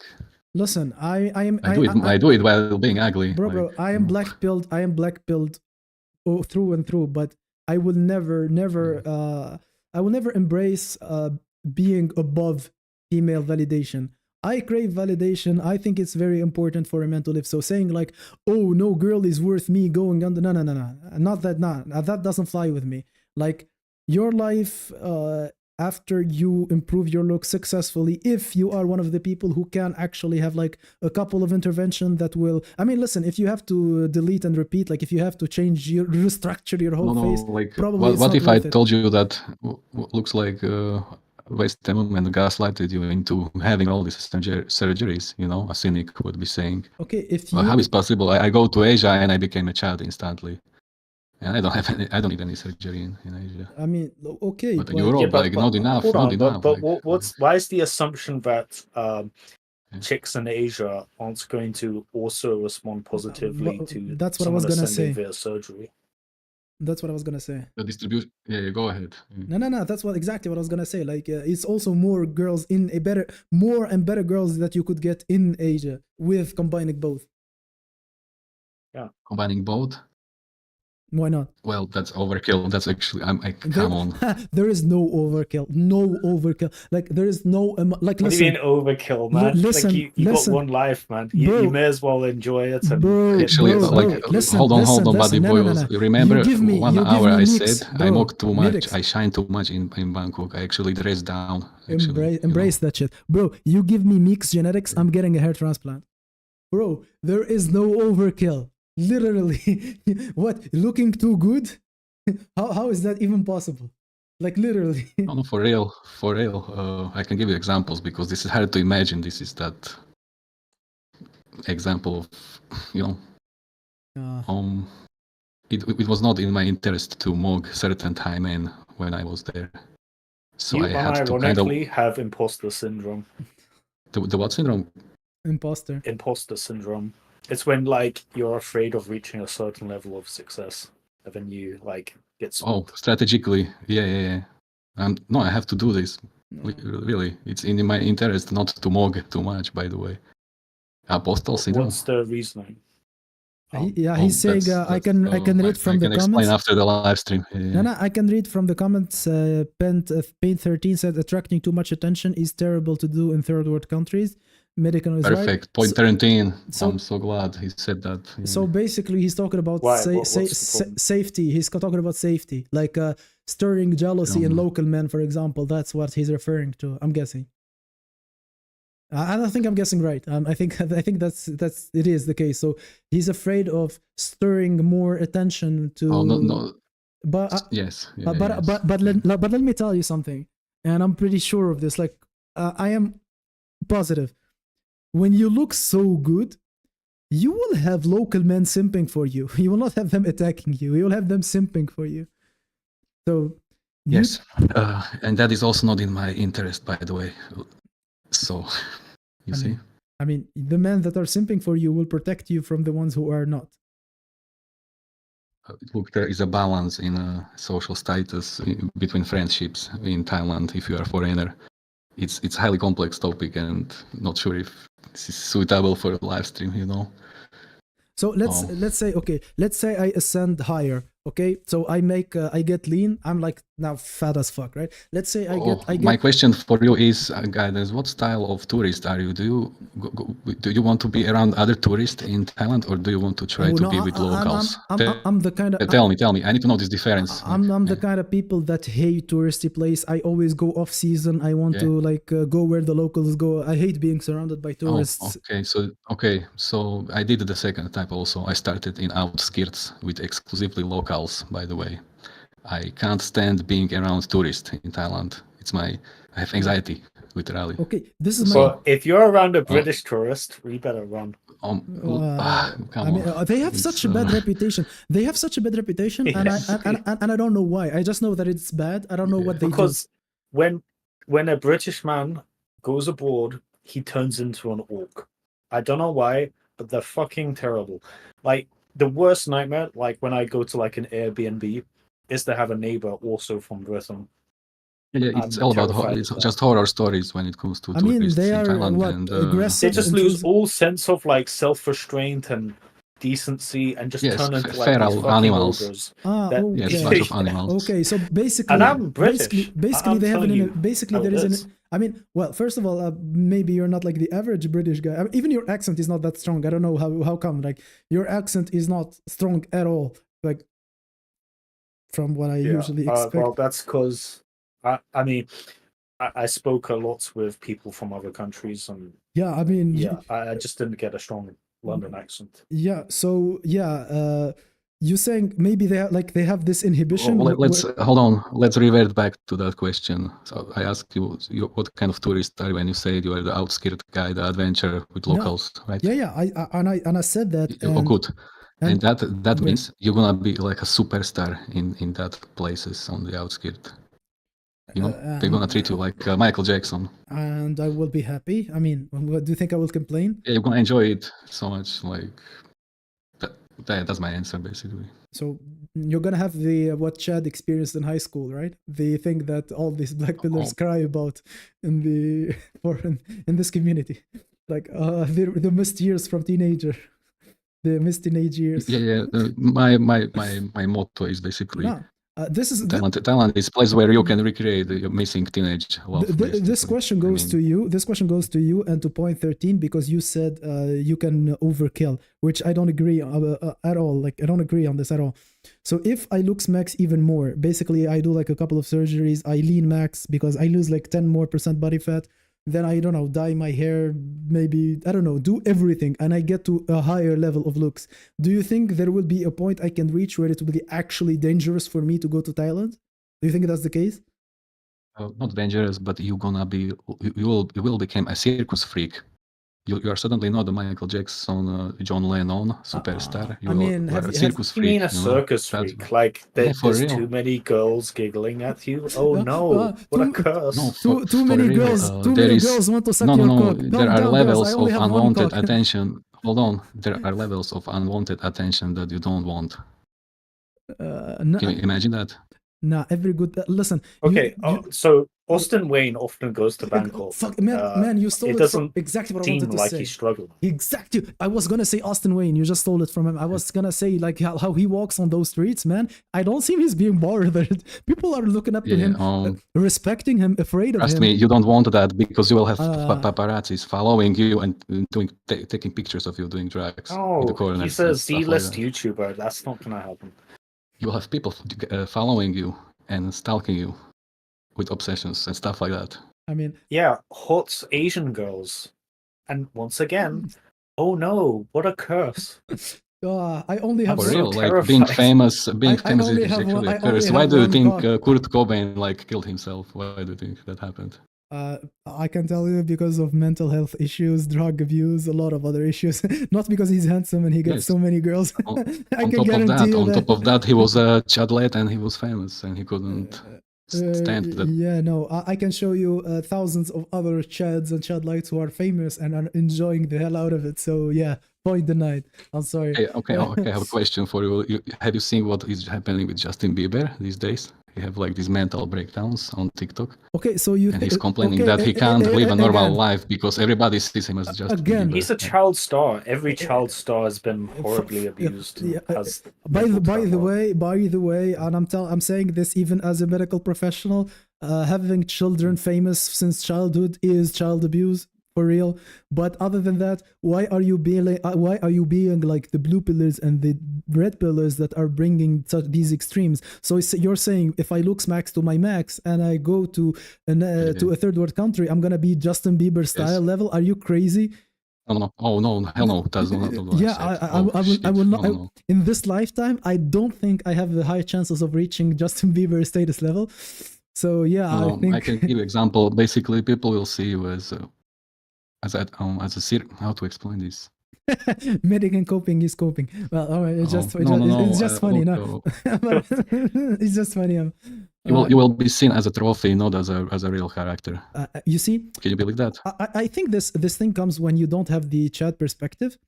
I mean, and I don't have it. I just have some girls attracted to me sometimes. But I'm just saying, when you are living like this, you are afraid of the wrong things. I mean, do you agree with me, aesthetics? Like, people who don't have experience, they're afraid of things that are not going to be actual concerns. Do you agree with me?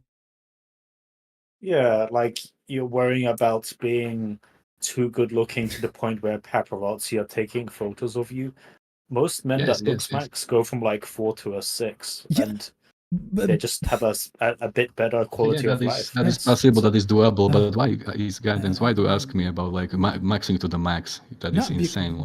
Because well, that's what he's asking. I think it's just like, I think a good plan for looksmaxing is just correcting your objective flaws, and you go up a few points, and you have a better quality of life for the rest of your time. And, yeah, including a better geomaxing experience. They are not mutually exclusive. And I do not say like not mutually exclusive. I do not say like max to max as like no, it was just to show my point, because you said like if I go to geomax right now, I will be doing fine. So why do I need to look better? Well, because it is just an amplifier. It is just better. Like there is no other arguments, and it's just being better. Man, you don't need an amplifier. That's why. Why do you need to amplify? What is there to amplify? Like.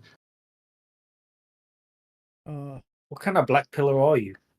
No, for real. I need to know, like, if you geomax, why do you need to push the limits of looksmaxing? For real, like. Because standards are rising, because competition is fierce, because a lot of other reasons. Because of, I mean, I can say it easy, because better girls, more girls. Isn't that not enough as a reason? But I don't understand. Like, so, like, let's say you're an average guy and you geomax, and now you get like 10 matches on Tinder, and then you looksmax and you get 20 looksmaxes, 20 matches a day on Tinder. How is that bad? What's the downside? You now have more options. I might argue that since... Am I missing something? I might argue that since you have, out of those 10 matches, you barely get a date. So you need actually way more matches than that to actually translate. Like every step you advance, you lose some. So we all know this. So yeah. I mean, if I'm going to Thailand, I think I want to live the Chad life, like ordering girls like pizza. I don't want to go to Thailand and have to game girls. Like, what the fuck? Like, I don't want to be going there and trying to learn again and adapt, and now I have to learn the language. And no, I want to go there, live like the king I wanted to live like. That would be the goal. So, yeah. Well, you don't want to learn the language of the locals. I mean, I'm saying if I do, it's because of other reasons. For example, I'm in Russia and I love Russian culture. I love Russian history. That's other than me loving. That's very separate from me liking Russian girls. You see, I like Russian girls. That's one thing. And then I love living here. That's a whole other story. So these are two separate things. So what the example that Aesthetics said, like where he went to a place where his SMV was the highest, and then he did not enjoy living there. So these are two completely different points. But in terms of looks, yeah, I'm not a fan of Philippines. I think the quality of life was pretty bad. Yeah. Do you know what this reminds me of? Like this, I don't want to look too good. Do you remember, you 100%, everyone in this chat has a friend who when going to the gym pointed to Ronnie Coleman poster and said like, I don't want to look like that guy. You know this one, right? Yeah, I'm sure you know this one. Like, I don't want to end up looking like Arnold. Like, yeah, you're not. Like, even if we like you'll accidentally become Sean O'Brien, and then paparazzis are taking photos of you.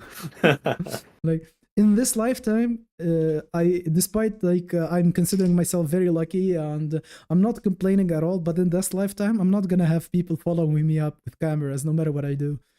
So, it can be much worse. Imagine Ziz. Remember Ziz? He was doing roids and then he died so young. So that there you go, looksmaxing, you know. Yeah, but then that did not come. That was because of his recklessness. That was not because of his not wanting to look at.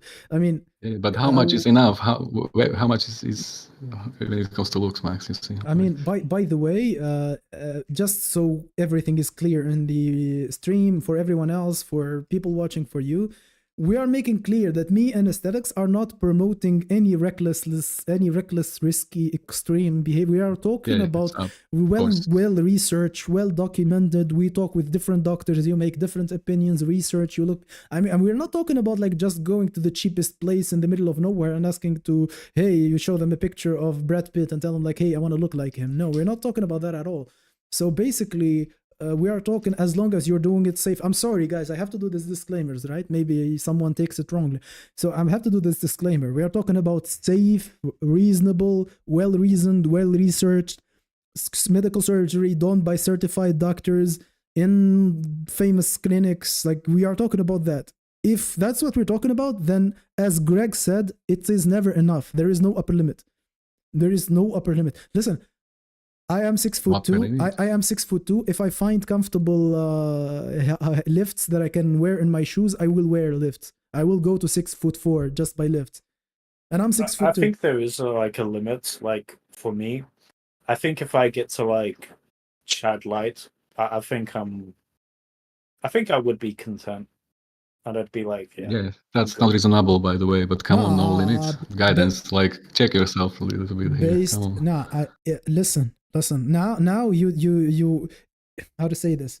It was a cheap shot because we were talking in absolutes. We were not talking relative to what you can get right now. Because if you have normal expectations, if like let's say you want to get married, right? That's your goal.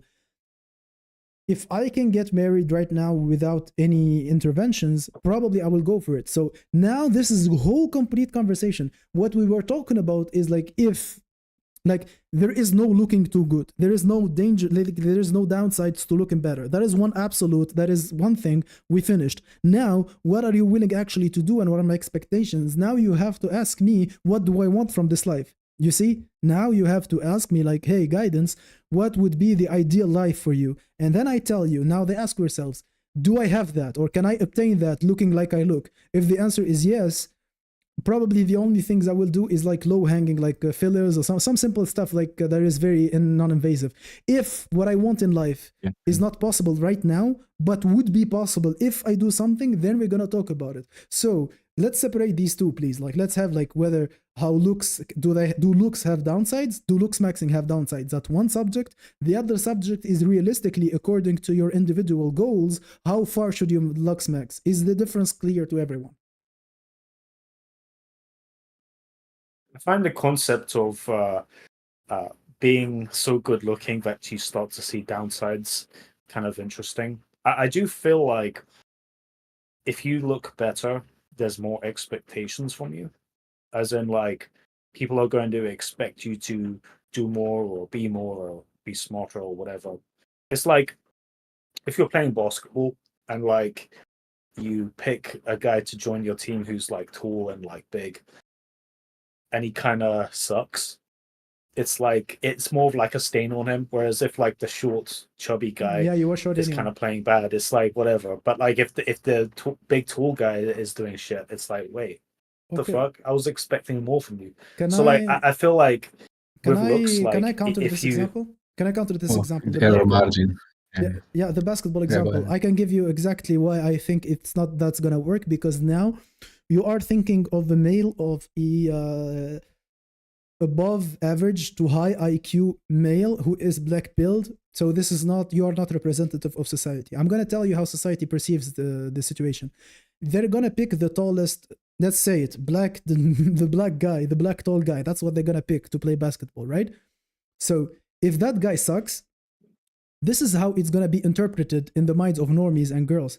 He's having a day off. Maybe he's tired. Maybe he did not sleep. Maybe he's not playing serious. Maybe so they're gonna find excuses for why he's performing badly. If only he put in effort. Yeah, so they're gonna be finding excuses for him. So I think that when you're looking good, everything can switch to your advantage. If you're looking too good, people will make excuses for why you're an asshole, for why you're not playing well, for now you're not putting in effort. For they will find excuses. And if everything has plausible deniability, they will go for the benefit of the doubt. Yes, Ralph is welcome, Ralph. I haven't seen you. You came, right? Welcome to Ralph. He said like they're always gonna give you the benefits of the doubt, and that, I think that is exactly the case. You can screw up, and people will find the excuse for you. If things can go either way, like you could do things with good intention, bad intention, they will most likely think it is the good intention. So you see why I do not see that there could be bad benefits. Maybe attracting jealous people, like some jealous person will want to stab you, but then like it's a shit it's a magnet for shit. Like how common is that? I can see. I mean, I can see people stabbing other ugly people as well. I mean, hold on. This is so common that the most beautiful, strikingly hot people in the crowd are literally the elephant in the room everywhere on the planet, and they recognized by everybody. Okay. The same logic. There is this guy. I think you can Google him if you want. His name is Tamer Hosni. He's like an Egyptian international, extremely famous guy. Like he's a famous Egyptian singer, known in like he had like with Pitbull. Like he's extremely filthy crazy, right? You can Google him before and after his surgery, and I can guarantee you guys, he had everything before his surgery. Bro, he's famous. Not famous. He's like, you know how DiCaprio is famous in USA? He is probably even more famous in the Arab world, right? Where he lives. So he's filthy famous. No one is more famous than that guy. And at the age of 40, he went to do plastic surgery. My question to you, like, why would he do that? Like, he literally had everything. He can get, you see, he's so rich, but he doesn't need to spend any money because people are buying him shit everywhere. So why not age? Like, okay, he still looks young. Like he still looked good even before that. But then he disappeared for like a year and came back like with a Giga Chad jaw and everything. Why would he do that? Like if there was like he as someone who knows everything, why would he go through the trouble of surgery? Because everything we ever wanted in life combined, like everyone in the chat, everything we want in life combined, he has it since he was 18 probably. So my question to you, like, why would he go for it then? Is it like, can you just blame it on insecurity? I don't think that's enough. Because looks aren't everything, and like, money and status ain't everything, and like, you can fill out other elements of life, like even like the rich guy that has like a gold digger girlfriend that kind of has like girls that want to sleep with him as an instrumental goal. They still crave to be like that guy that women like sincerely want to sleep with. Like even Jeff Bezos wants that, even if he's like a billionaire. I mean, he's coping. If he's not looksmaxing, he's coping. I mean, I'm saying it like Jeff Bezos is really coping. I mean, after that video when his wife was looking at DiCaprio, bro, that one was brutal, man. I mean, you've seen how she looked at him, right? I was rich in my like 20s. Like I made a lot of money in my 20s, and that's not the answer. I get more like matches on Tinder and stuff when I was after I like looked next. You realize that it's not the answer, right? Not the answer. What do you mean? I mean, that getting money is not the answer. Let me phrase it. Right. I love saying this phrase. Life and joys in life are not money gated, they are looks gated.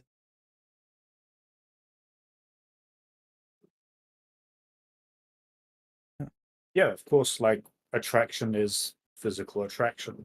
What attracts people is being attractive. That's in the world, yeah. And yeah. You see, I saw a very good comment. I'm just gonna go back to it. You see, I missed the comment. I'm just gonna paraphrase it. That he said, since you are not that attractive guy, every attention you got from people is negative. So you're going to project and think like if you look better and you get more attention, it's gonna be more of that negative attention, when in the case it will be attention that is actually nice. So you see, so that's a good point. Yeah, I saw it in the comments. I am sorry. You can write it again, please, because I forgot who said it. I will quote him later. I will maybe pin it. But yeah, you had bad experience with people. Like I'm pretty sure when you were like fat and before like aesthetics, you felt that people were bad. Right? Like the average person is not nice, and that changed because you have better experience now. And you cannot be like still in the pre-ascension, like you cannot be like in the sub 5 category and expect like if you looked good and people took interest in you, that's gonna be a bad thing. Yeah, that's interesting. Yeah. Yeah. You kind of associate attention with negativity. Yeah. I think that's definitely the case. Yeah, like honestly, like as like I'm not like Chad or anything, but as I've like gone up the stages and looks, yeah, definitely just general life people are like nicer and like more forgiving of like my foibles or weird personality quirks, and just like they're more even your mistakes. It's just turned down the difficulty notch a touch on my life after I improved my looks. Even your threshold for mistakes. Negativity. Even your threshold for mistakes. I mean, even like how allowed you are to f up in a situation, like whether it's dating or at work, like they allow you. It's that error margin for the for mistakes. I mean, that's like the halo effect gonna give you that if you are looking strikingly good enough, basically. But here's the deal. My point. My goal is to look friendly or approachable and not like mog, you know? Like, you see? Like, that's easy.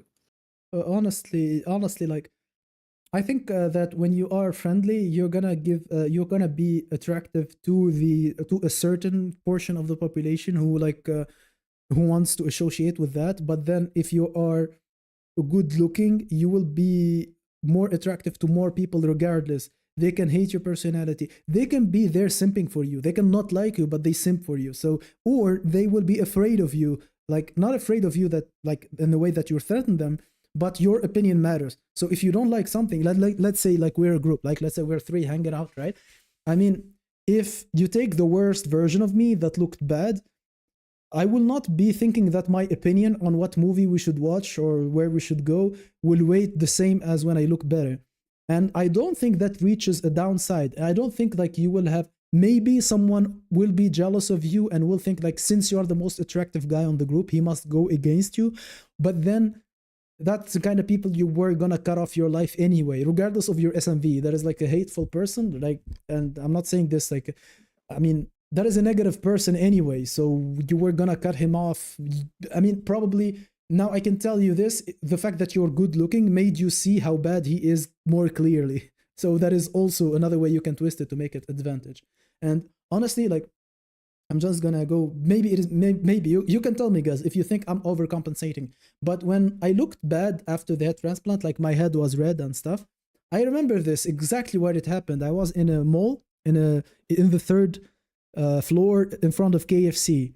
So I basically was, I ordered my stuff and I was moving to sit to a certain place, and I did not see the girls next to me, but there were 2 attractive girls who were sitting next to me. Basically, without talking to each other, they just looked at me like this and looked at each other, and mid-burger, she was in the middle of the bite like this. She was biting a burger like this, and she stopped, put the burger, they took their plates, and they moved to the end of the center, and I was like just 2 tables away from them, and I haven't noticed them. I haven't even noticed them, bro. I was literally like, I saw them after I sat down, so I did not sat down there to get to approach them or something, but I was so repulsive that those girls like just stood and sat down where I cannot see them, like behind an obstacle. And I was like, okay, so this is the daily life of a guy who's not good looking. I hate this. I hate this. And as soon as I healed, like my hair healed, my hair grew back, and I left that position. I mean, I still scare some girls. Like I am I'm with my ethnicity, some girls might be afraid of me without any reason. But some girls trust me more than Russian men. Like, and being black pilled, I'm sorry, I'm taking too long. Being black pilled, I notice more than the average person. So when a girl likes me or don't like me or thinks I'm a threat, I notice it. So I'm sitting in the metro and it's stacked with people, like it's rush hour. And a girl gets in, she sees there are a lot of men, she instinctively comes next to me and like say she's standing like right here, like I'm sitting and she's standing right between my legs just because of how much she trusts me based on my halo effect. And honestly, I like that. And I wouldn't want to trade that at all. If I lose looks for some reason, I will be devastated because life sucks under the conditions that I described. So when I lived like both, like I've seen both, I've seen how I look, how people, not people, how strangers treated me in this case and how strangers treated me in this case, and I see that contrast. You can see that I will put all my eggs in the basket of looks. Do you see what I'm saying?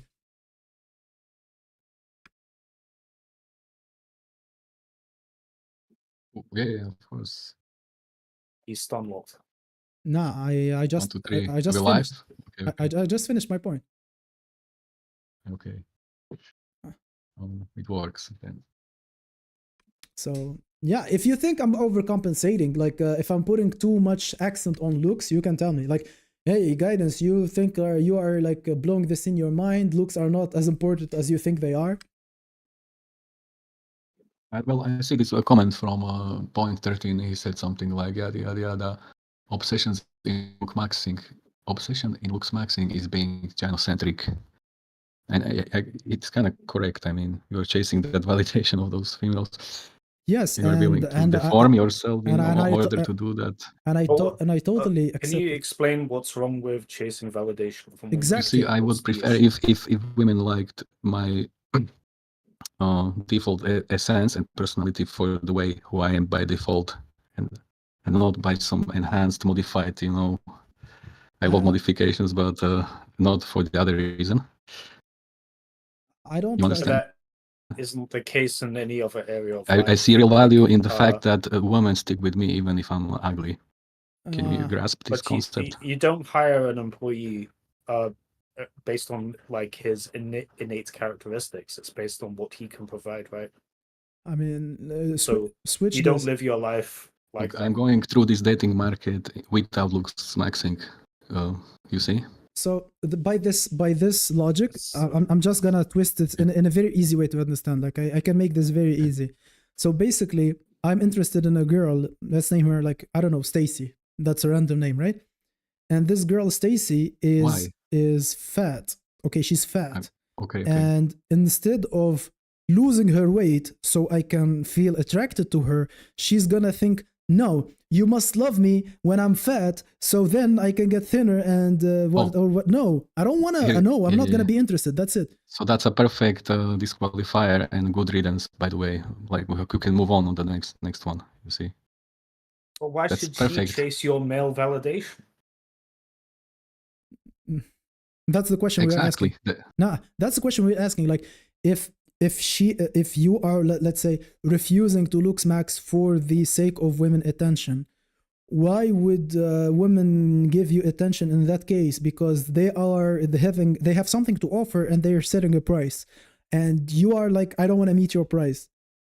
I mean, in the end, you need that service or not. If you're gonna say I don't need women at all, then good for you. But I doubt that's the case. Well, have you noticed sometimes even ugly people get together? In some rare scenarios. Why did you turn blue-pilled out of the sudden? Like, this is too much. No, man. For real. For real, I'm black-pilled as fuck. No, for real, I am black-pilled as fuck. But I'm doing this without looksmaxing, like. Look. Factor. If we are not gonna judge you if you do max and you have the results and you meet the results that will satisfy you, we're not judging. But if we are talking in general, let's say. The advice in general that is applicable everywhere regardless of their circumstances. For example, you tell, okay, I went in 2022 and I went to Thailand and I'm like 174 centimeters with this face and I got these results. Okay, now more people are coming to Thailand and suddenly the standards have risen and now even Thai girls would be like, nah, you need to be 6 foot and more. So now what you're gonna do? You're gonna then start looksmaxing or what? You see, like, this is how we talk about it in general. Because if you're happy the way you are, we are not here for, we are not here, we are not here with scalpel, right? Running between our subscribers trying to open their faces. No, we are just talking in general. And I think it's a valid point that standards are rising every day. I recommend you watch my video. The last 5 years have been brutal, in which I talk about how, like, in just 5 years, standards and looks have risen more than prices of groceries. So how are you gonna keep up with it? I know. It's unrealistic expectations, you see, and it's insane that we are trying to match it with surgeries. And yeah, but why are you trying to put it as the goal being to, because that's what we're discussing, right? Like, you are putting the fact that the goal is to get female validation as if it's something inherently bad. No, I never said it like that. I mean, isn't this what I mean? Did I understood something incorrectly? Because that's the vibe I got. Like, the fact that it being gynocentric is that it's gynocentric equal negative in some sort of way. Like, me looks maxing. Yeah, of course. Like, okay. Yeah, go ahead. Yeah. I can say that, I can, like, say it this way, and also I think aesthetics can also confirm I looked bad and I was frustrated with my life. I improved my looks and I'm happier with my life and I have a more positive outlook on life. So yeah, but a cynic would say you improved your looks to get access to the scraps, you see. Well, in the meantime, like even a sub 5 can geomax probably with success without looksmaxing. Would you agree? I think, honestly, the fact that you are trying to put them, the fact that you are trying to phrase them as mutually exclusive options is just a rationalization of your fear of surgeries. That is my opinion.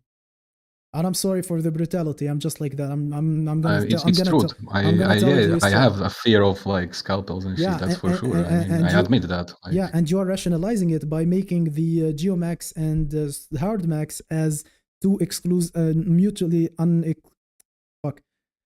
save me, Englishman, as mutually exclusive options. Or yeah, right? Yeah. Do you know? If you think about, I know you like, can do both. I know you can do both. If you think about female preferences, these are the types of people that you're going to be dating, sleeping with, marrying, having kids with. I think your life would be, I think a lot of men's life would be easier if you reverse engineer what they like and what their preferences are, and then try to meet somewhere in the middle to that. You don't have to, like, work up to be a Chad, but just look at, like, some features that women consider a Chad and, like, reverse engineer, like, what's working, how do I improve myself, and, like, this is going to make your life a lot easier. It's a lot easier to run a business if you're trying to make a product or service that the customer actually wants. It's like YouTubers who reverse engineer what people want to watch, what content actually works, and then make videos from that, compared to just making whatever content they want, whatever's on their mind. That would be me making videos for myself. One type of person does a lot better. So, I mean, like I said, I don't want to do videos to attract subscribers. I don't want to do videos for myself, for my own enjoyment. And if subscribers like them, they do. If they don't know, I'm actually doing the videos that I'm asked from people to do, or the ones that have better metrics, they say, better responses. If I did videos for myself, there would be different videos. You see? Yeah, I just think, like, a lot of men, like, it's like a pride thing. Like, you don't want to admit you're doing something for girls, but, like, I mean, if we're being honest, a lot of the shit we do is for impressing girls, and vice versa. Like, there's women that, like, loathe the idea of doing something purposeful to attract a man. Like, it's like a mark of shame. Like, it's like the feminist. It's like a feminist concept. It's like, don't do it for men, like, do it for yourself, right? It's like they don't want to, like, admit that they want to, like, attract, like, a Chad or whatever.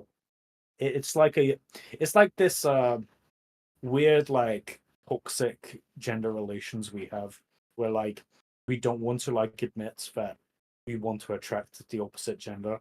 It's like I think it's bullshit. I'm gonna go a step further, other than bullshit, because let's face it, like the same girl that says I don't do it for men, I do it for myself, if she goes through the street and no one looks at her, she's gonna spend the night crying in the showers.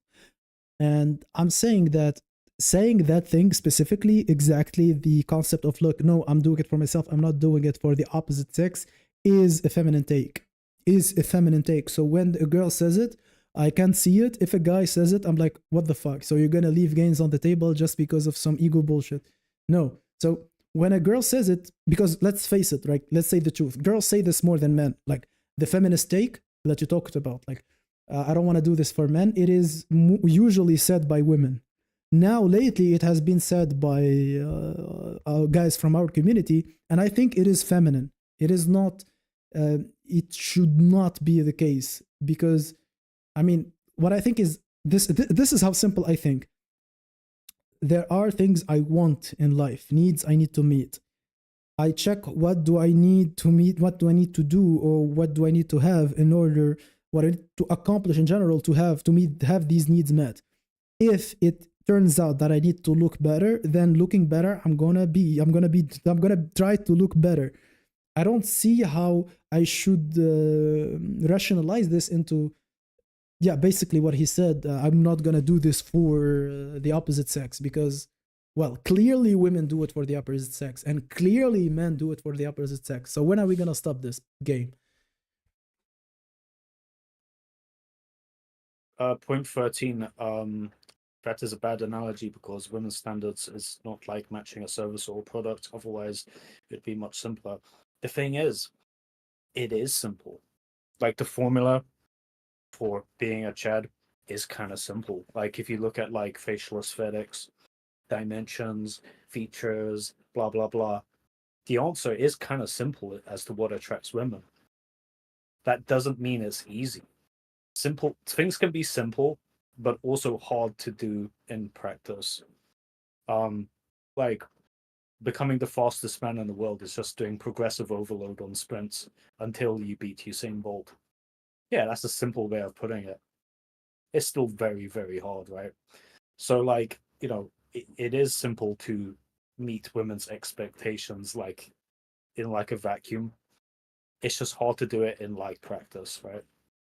Like you got to put like a lot of like, you know, real mental bandwidth into what looks good, how to look better, hard maxing, soft maxing.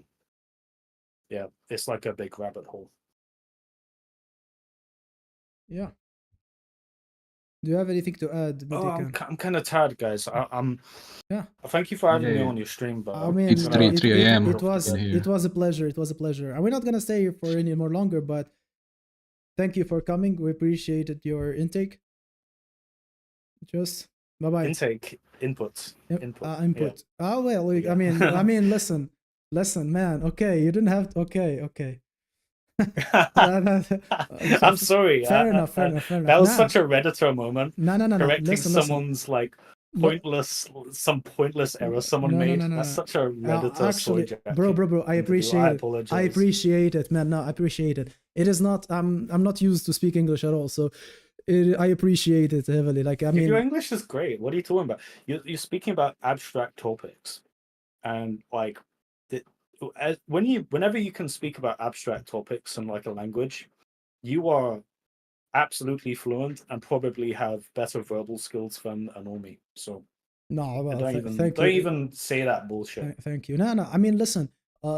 People who corrected me like this would have been like the help, because usually like I would not repeat that mistake, especially being as embarrassing as it was now. I doubt I'll make the same mistake twice. So thank you very much for that, and thank you for your input. It was I mean, this was not planned at all, but it was nice talking to you. I mean, you do not differ a lot from your videos, by the way. I thought that you acted a certain way in your videos. It turned out like, no, that's who you actually are. Even though my videos are a stream of consciousness. Like I just open up the camera and start talking. There's no script or anything. And by the way, Medican, I'm not giving you a hard time. I just like, you know, I just want to give you some robust back and forth. Yeah, good talking to you too. And I'll see you guys around. Thank you. Bye bye. Of course. Yeah. Thanks for Yeah. joining. Yeah. I mean, listen, it was a good conversation, very unexpected. And again, I also have to apologize if I was like a bit rough on you. Like, I mean, I usually get carried away when I'm talking, right? So No, if I said something that's it not was quite, one of the smoothest interviews, probably. Yeah. no, I mean, listen, I know like I have this. I do not project myself a lot on other people, but one areas I do is where I am too harsh with other people, and I expect them to react the same way as me, and I realize that some people are not very used to people hitting hard on them or like arguing with them aggressively. So I did not mean like any like I'm just like the purpose is always like finding the truth and convincing each other of what we think is right. So yeah, all that said, it was a nice conversation. Basically, better than I expected. Yeah.